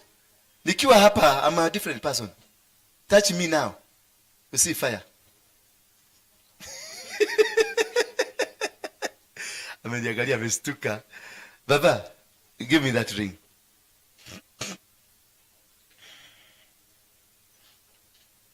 Thank you. Wacha tabrukia noti hiyo. Tabrukia. Hivyo. Hiyo ndio Mungu alikupatia. Don't be ashamed of what God has given you. There is nothing big in the eyes of God, and there is nothing small in the eyes of God. What God has given you, even if it's 10 cents, and He has commanded you take that 10 cents there, take it with courage, with pride. Na marigo na unakanyaga na marigo hivi. We are not here because of money. We are here because we want people to be set free. Your money, keep it at home. Bring the sacrifice here. Wekelea hapo, wacha kuogopa. Wekelea kwa madhabahu. Yes. Na usiniletee pesa imekuja kujwa hapa. Hapa si malikiti. Muhidi alikuwa ile. Ndio hii. Muhidi alikupatia pesa imekujuliwa vizuri. Waona kuja hapa kwa nini? Tabrukia noti hiyo. Fungua hiyo noti. Wewe kuja hapa fungua hii noti. Yes. Hivyo. Onyesha Mungu. Hiyo sasa you are writing a vision to God. You are telling God, this is my vision. Bwana Yesu asifiwe sana. This is what? My vision for wale wa simu, wa M-Pesa here. 247 239 555. Iwekelee hapo. That is what God has given you. Be proud of that. Be proud of that. Don't hata kama ni shilingi usiaibike. That is your money. That is what God gave you. He knew you were coming. Kama angetaka upatie na migi singekupatia. Wacha na story migi. Wacha wakuangalia tesha ya ile shilingi 10. Mwambie akwao apeleke hiyo ingine kwao. Mkue mbaya, mkue wa Kristo wazuri, mkue wa Kristo wabaya.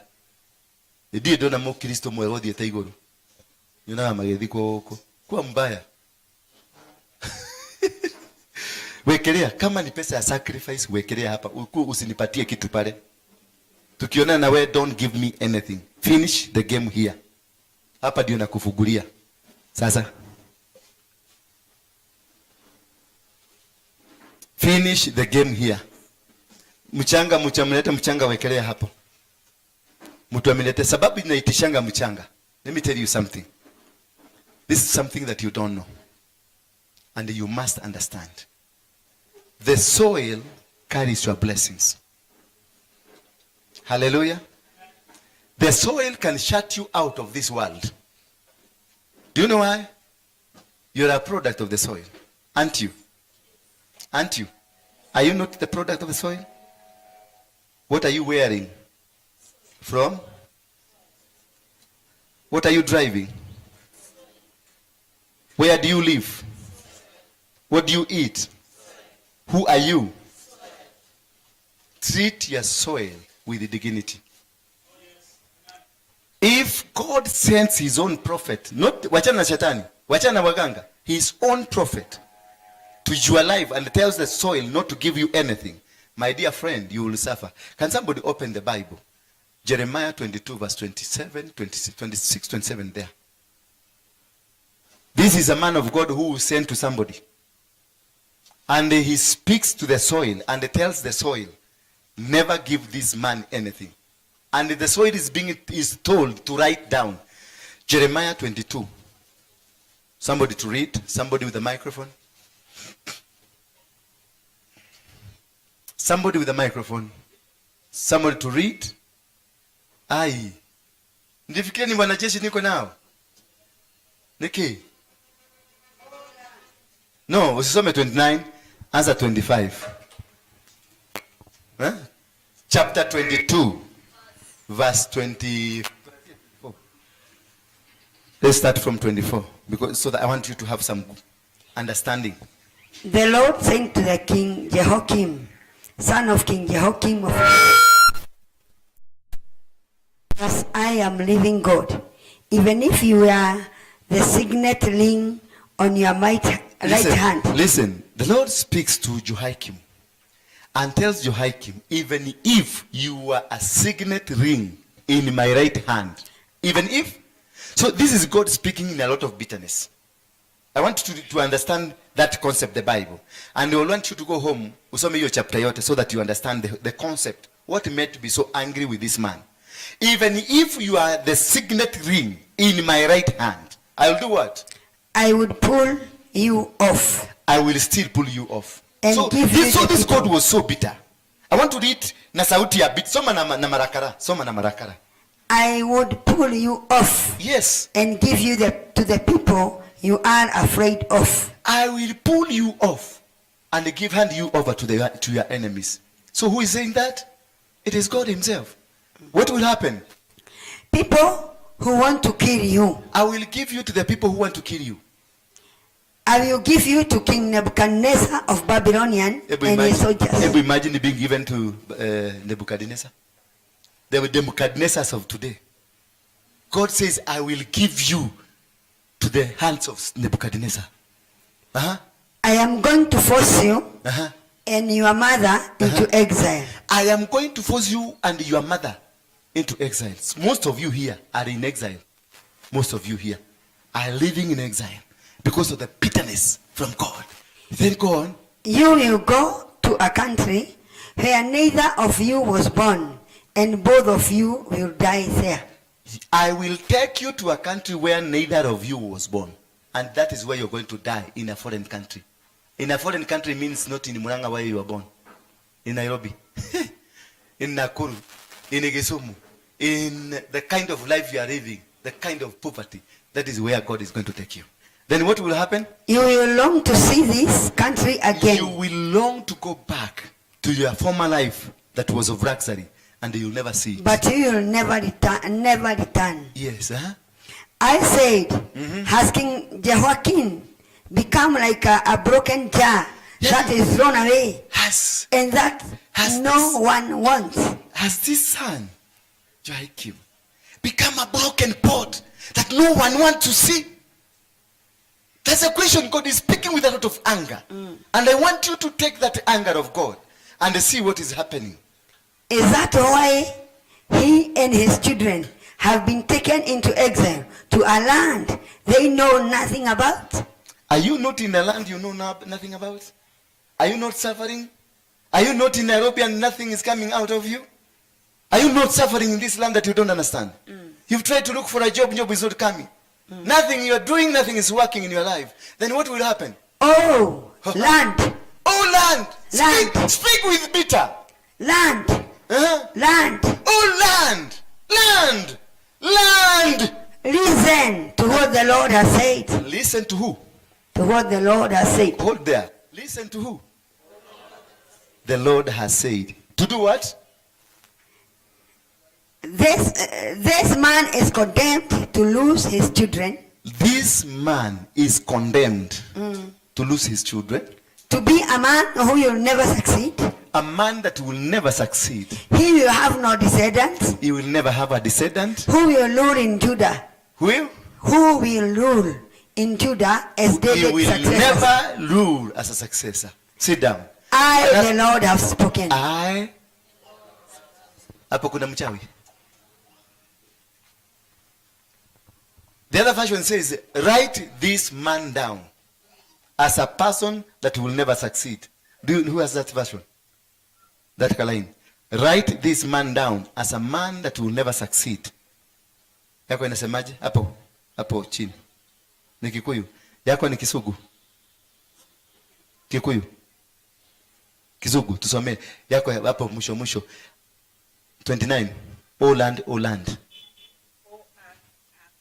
Hear, O earth, earth, earth, hear the word of the Lord. Thus says the Lord, write this man down as childless. Write this man down. It is the soil being told. The soil. Write this man down as childless. A man that will never succeed. It is the soil that was told to write him down. So that wherever mchanga ikianza kuwa na ujiga ikilewalewa na huko isahau, ianze kumpatia kitu, itaulizwa. Si nilikwambia uandike. Write this man as childless. Being written as childless is being non-productive. Nothing will touch your hand. You will never succeed in life. Any business you do will not work. Any marriage you try will not work. Nothing that will work in your life. Because the soil has been told never to make you succeed. That you will be childless.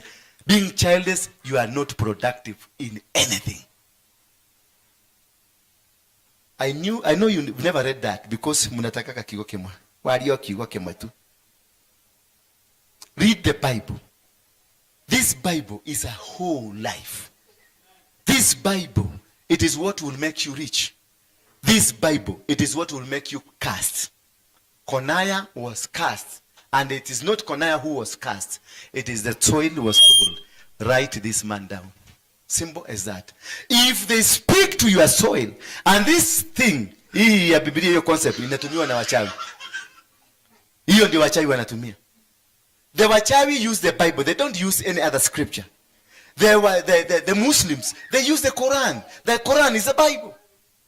And they use it to do everything. Nowadays you've been mmekuwa mkiona Waislamu wakitembea mguu wa Somali. They have been wanatembea mguu. They are possessing the land.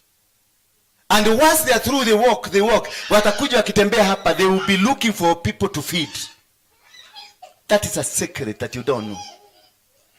Watakuja kwenu Kirinyaga watembee mguu. Watatembea, sometimes you see them, they are walking na wako na ile rosary. Unaenda, he is in prayer. You think they are walking around. We think that ni picnic. Hakuna picnic. They are possessing the land. They are moving, possessing the land. Wherever they go, they possess the land. And once they are finished with the possessing, they will ask, hapa kuna mahali kuna watoto mayatima. Then they will give their food there. This food, they don't give it for the sake of giving. It is for case of kupatia Mungu deni. So when they will come for Keregoya, they want to take Keregoya, they will tell Keregoya, tupatie deni yetu. And they will take all the shops and they will buy all the land there. That's where they don't have value for money. They have value for what they are buying. They know soil, it is what was spoken to. It is not your money. They can spend billions for a quarter of land because they want an entry. Once they get that entry, and they are using demons like jini, zinaitangwa jini Jibril, zingine zinaitangwa jini Faruk, wanatumia jini Alato. Those are things that they are, I'll be teaching that on Sunday. So come, I'll be teaching about those jinn they use. Jinn ni demons that they use. Kuna demon ya kushika utajiri. That is why nyinyi yote Isiri. Kuna jini wameweka huko ya kuvutia kila mtu mnajikuta Isiri. Bwana Yesu asifiwe sana. And their main altar moja imewekwa pale Jamia Mosque. I'll be revealing.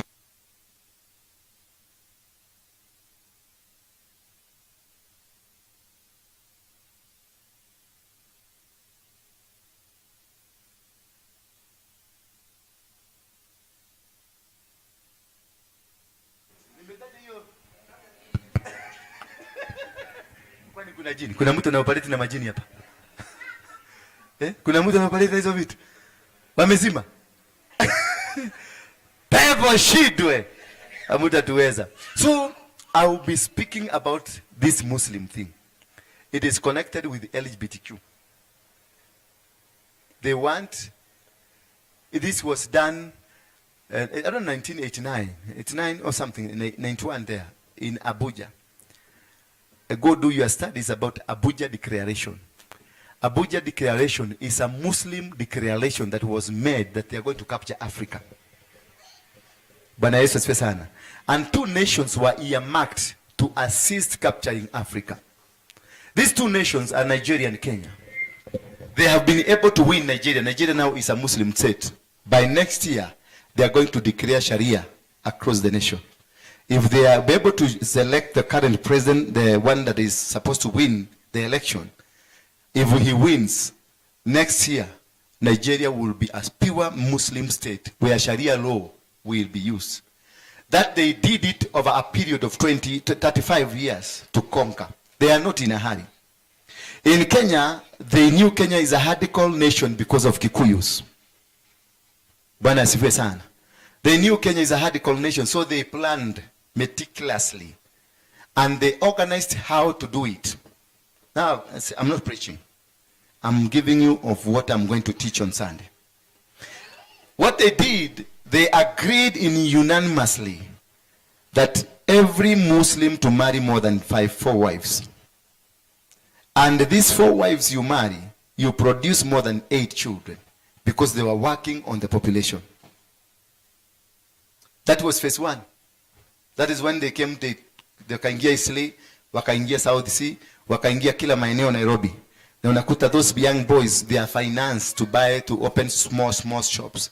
Wanaleta kule kuna kitu inaitwa Muslim Brotherhood that goes and negotiates for products. And these products are brought by people that they are entrusted.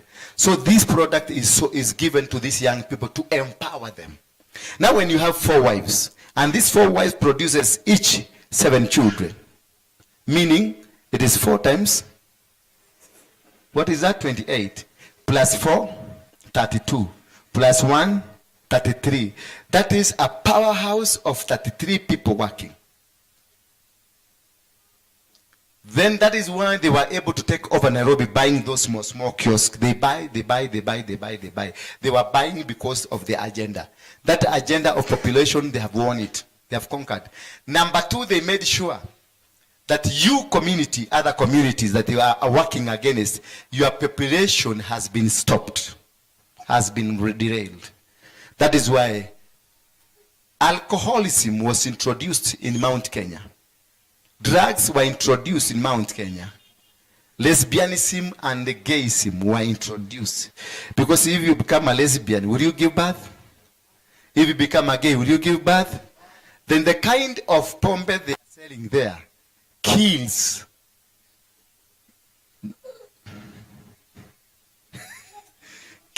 the functionality of a man. They don't perform anymore. So you find every Kikuyu now wako na katoto kamoja ama tuwili, tukienda tuigi sana. Kuna ngapi? 3. 1 8, 3, 3.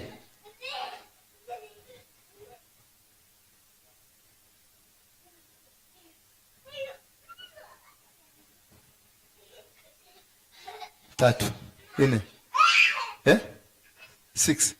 Pigeni mseme kofi. Gapi? Hata moja hauna? Hauna? Wewe? 2. 2. Wewe? You see? Hatujafikisha Muislamu mmoja hapa. All of us here. All of us here. And they are not becoming poor. They are becoming more rich. And all their children now move. In the evening, you find all of them, their children. They are eating and drinking. They have taken all the hotels. They have taken all the businesses. Now, Hilton, enda pale Hilton, imeandikwa Pronto. Pronto restaurant. They are negotiating for Intercontinental. They are taking it. All where we have churches, they are taking that land to build their own.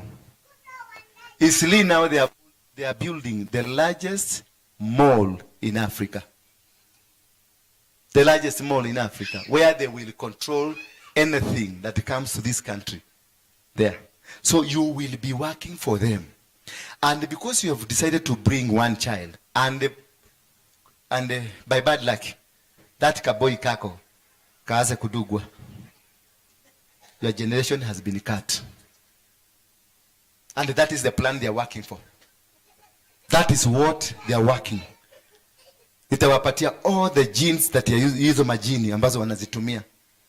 And these people, look at them, they are working every day, they are working barefoot. They are people designated for that job. Kuzukuka wakifanya maombi, wakicapture Nairobi. That is why wao unafikiria tu kwenda nyumbani. Maisha Nairobi ni matolitoheire mno. Hawa watu hawana shamba, but they are controlling the economy.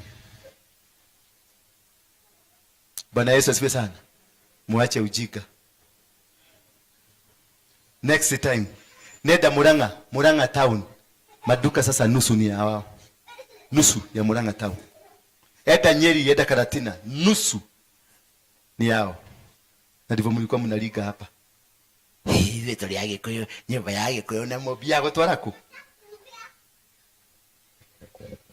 Wacha tutengeneze jeshi, tutawanyorosa. Kurumbu tarudi kwa kitanda mproduce.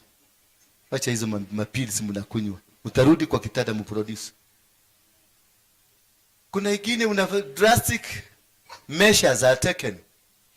Sasa nyinyi wenyi kwenu mmezaliwa mko watu 12 na hujakufa na huko umenona hivyo umenona na mko watu 9 na wewe mwenyewe umeshindwa kuproduce tuwili. Utashemu. Mimi niko na 18 na bado natafuta.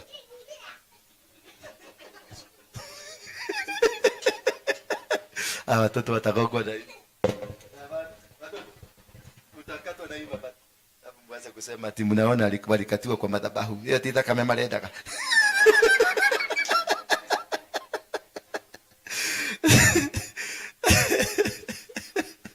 Hallelujah.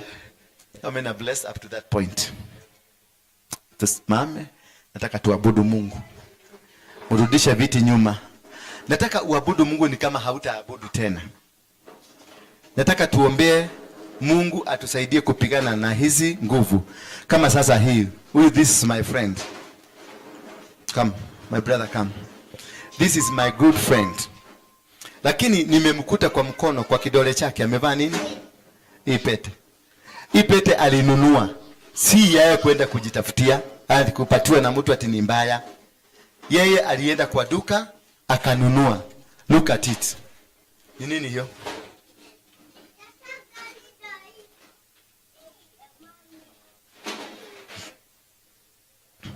For those who know the signs.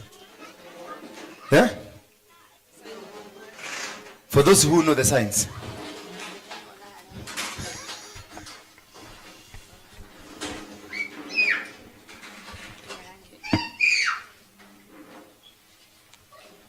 Yeah?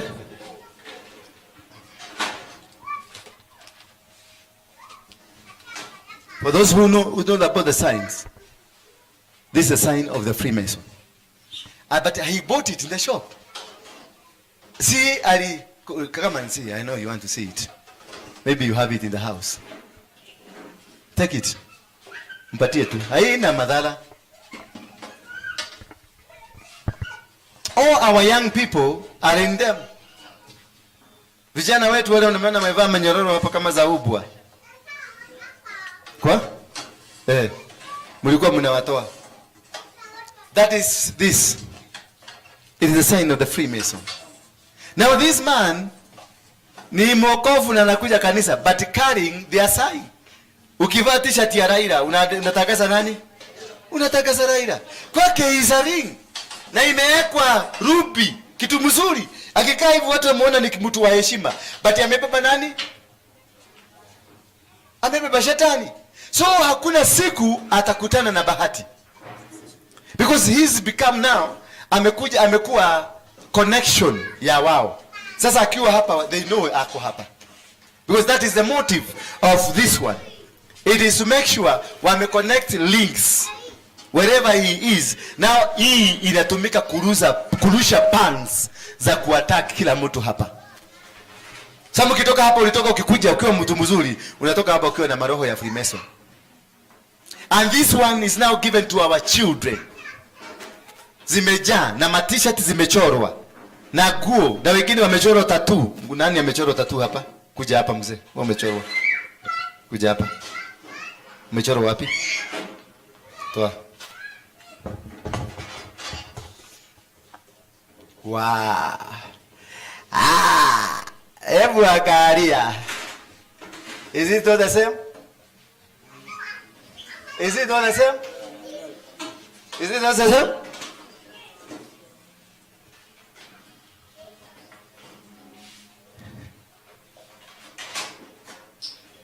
Angalia hiyo.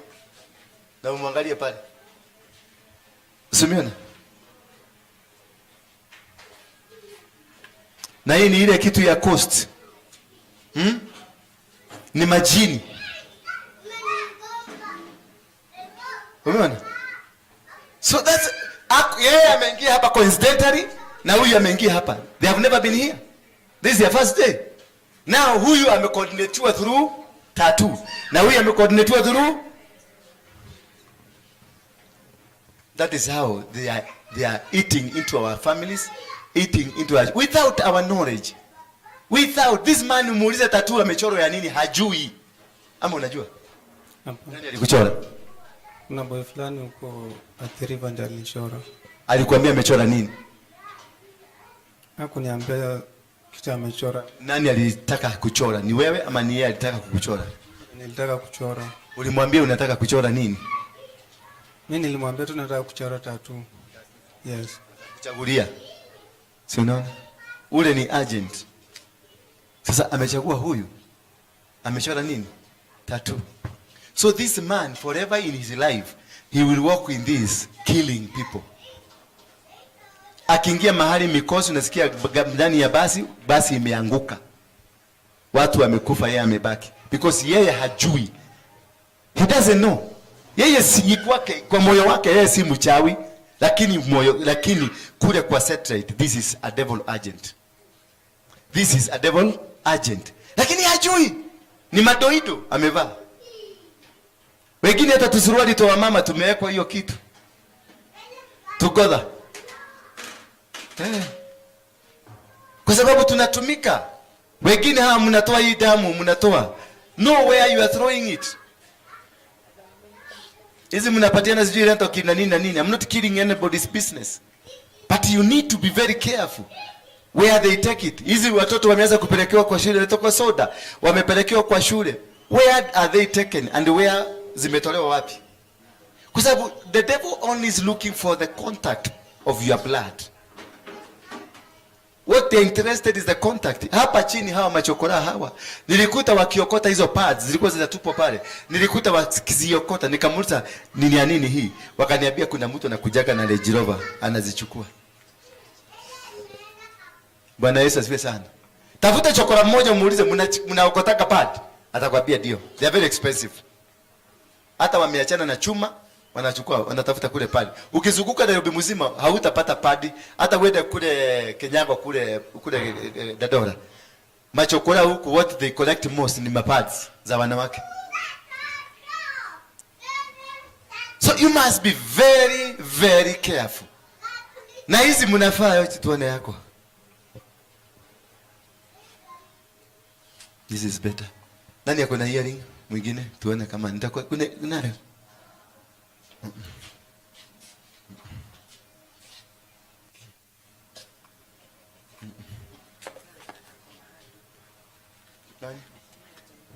Sio hii.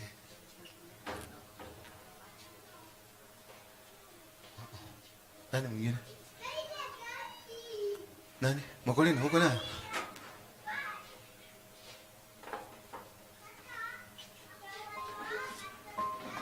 Nitolee.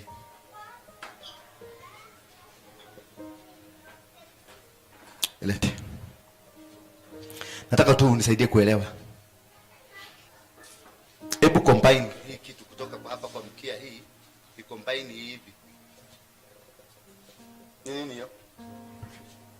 Combine kutoka kwa hii ni mkia. Baada hivi, rudi hivi, rudi hivi. Acha kurusha chini. Let us educate them. Just combine for me from downwards, panda juu. Yeah? Alafu malizia na hii. Eh? Sinikisho ya snake. Anza hapa. Anza kuamukia terepanda juu. Eh? Panda juu. Alafu malizia na mdomo. Ndio hii mdomo hapa. It is hidden. Wameficha. There are people who are planning to conquer. Huyu ni madoido amenunua. Nika kitu kaya. Hata mimi kama ni girlfriend yako ningemununulia. Siwa? Hata mimi kama ningekuwa girlfriend ningekununulia tu kama hii. Nika beautiful. Lakini look at it. Alafu rekelea haha. Malizia hapa. Malizia hapa. Hii ni mdomo yani. Na mkia. Nyoka imeenda hivi.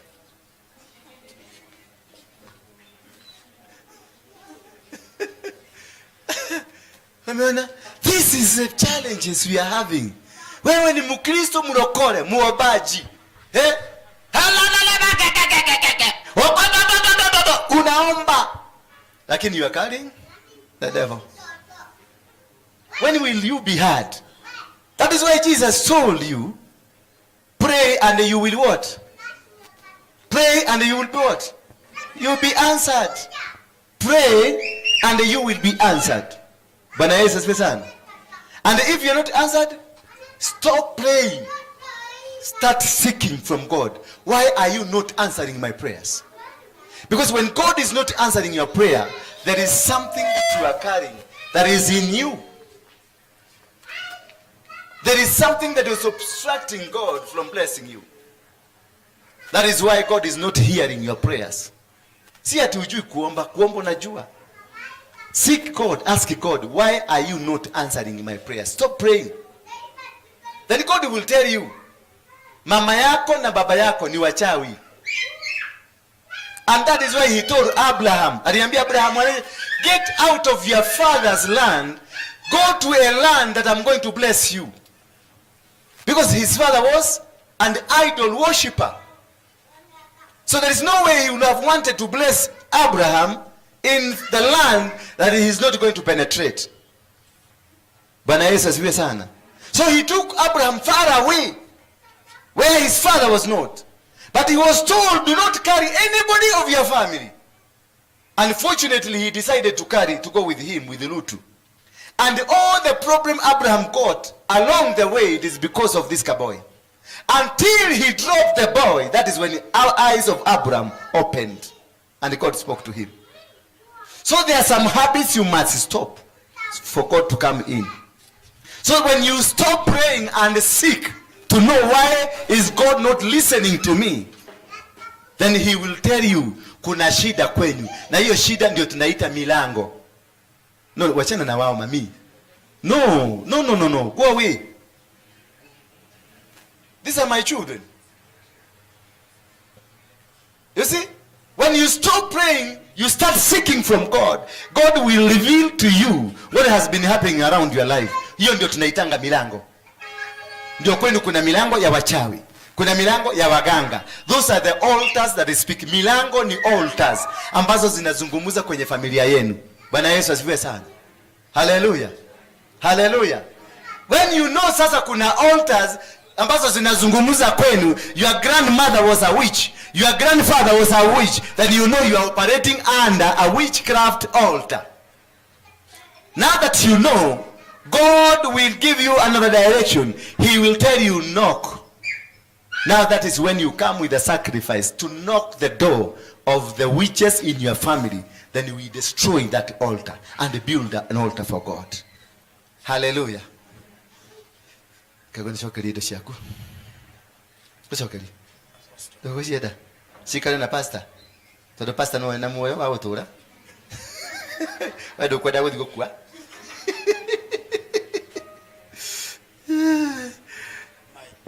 My elder sister was praying, and God want her never to use earrings nor necklaces. Yes. Because and anytime she could put either of these, she got like she could just become guilty. do you know why? Samson was a Nazarite. Is that a Nazarite? Yes. Nazarite. There are people ordained for a particular reason, and there are things you can't do. If that sister is ordained for a particular reason, you don't entangle yourself with the earthly things, because it will stop you from doing the purposes of God. Hallelujah. That's why this man will not shave. Samson. That is why he was never shaved, because he was ordained for a particular reason. I'm waiting for these people. Where are you?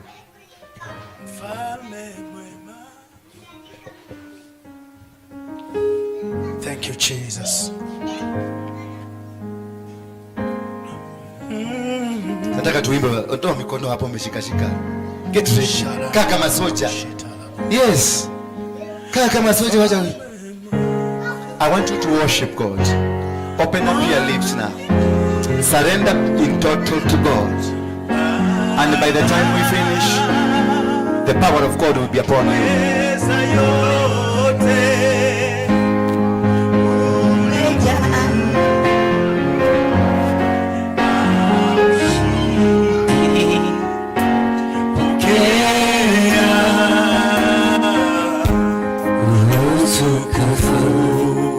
Imba nami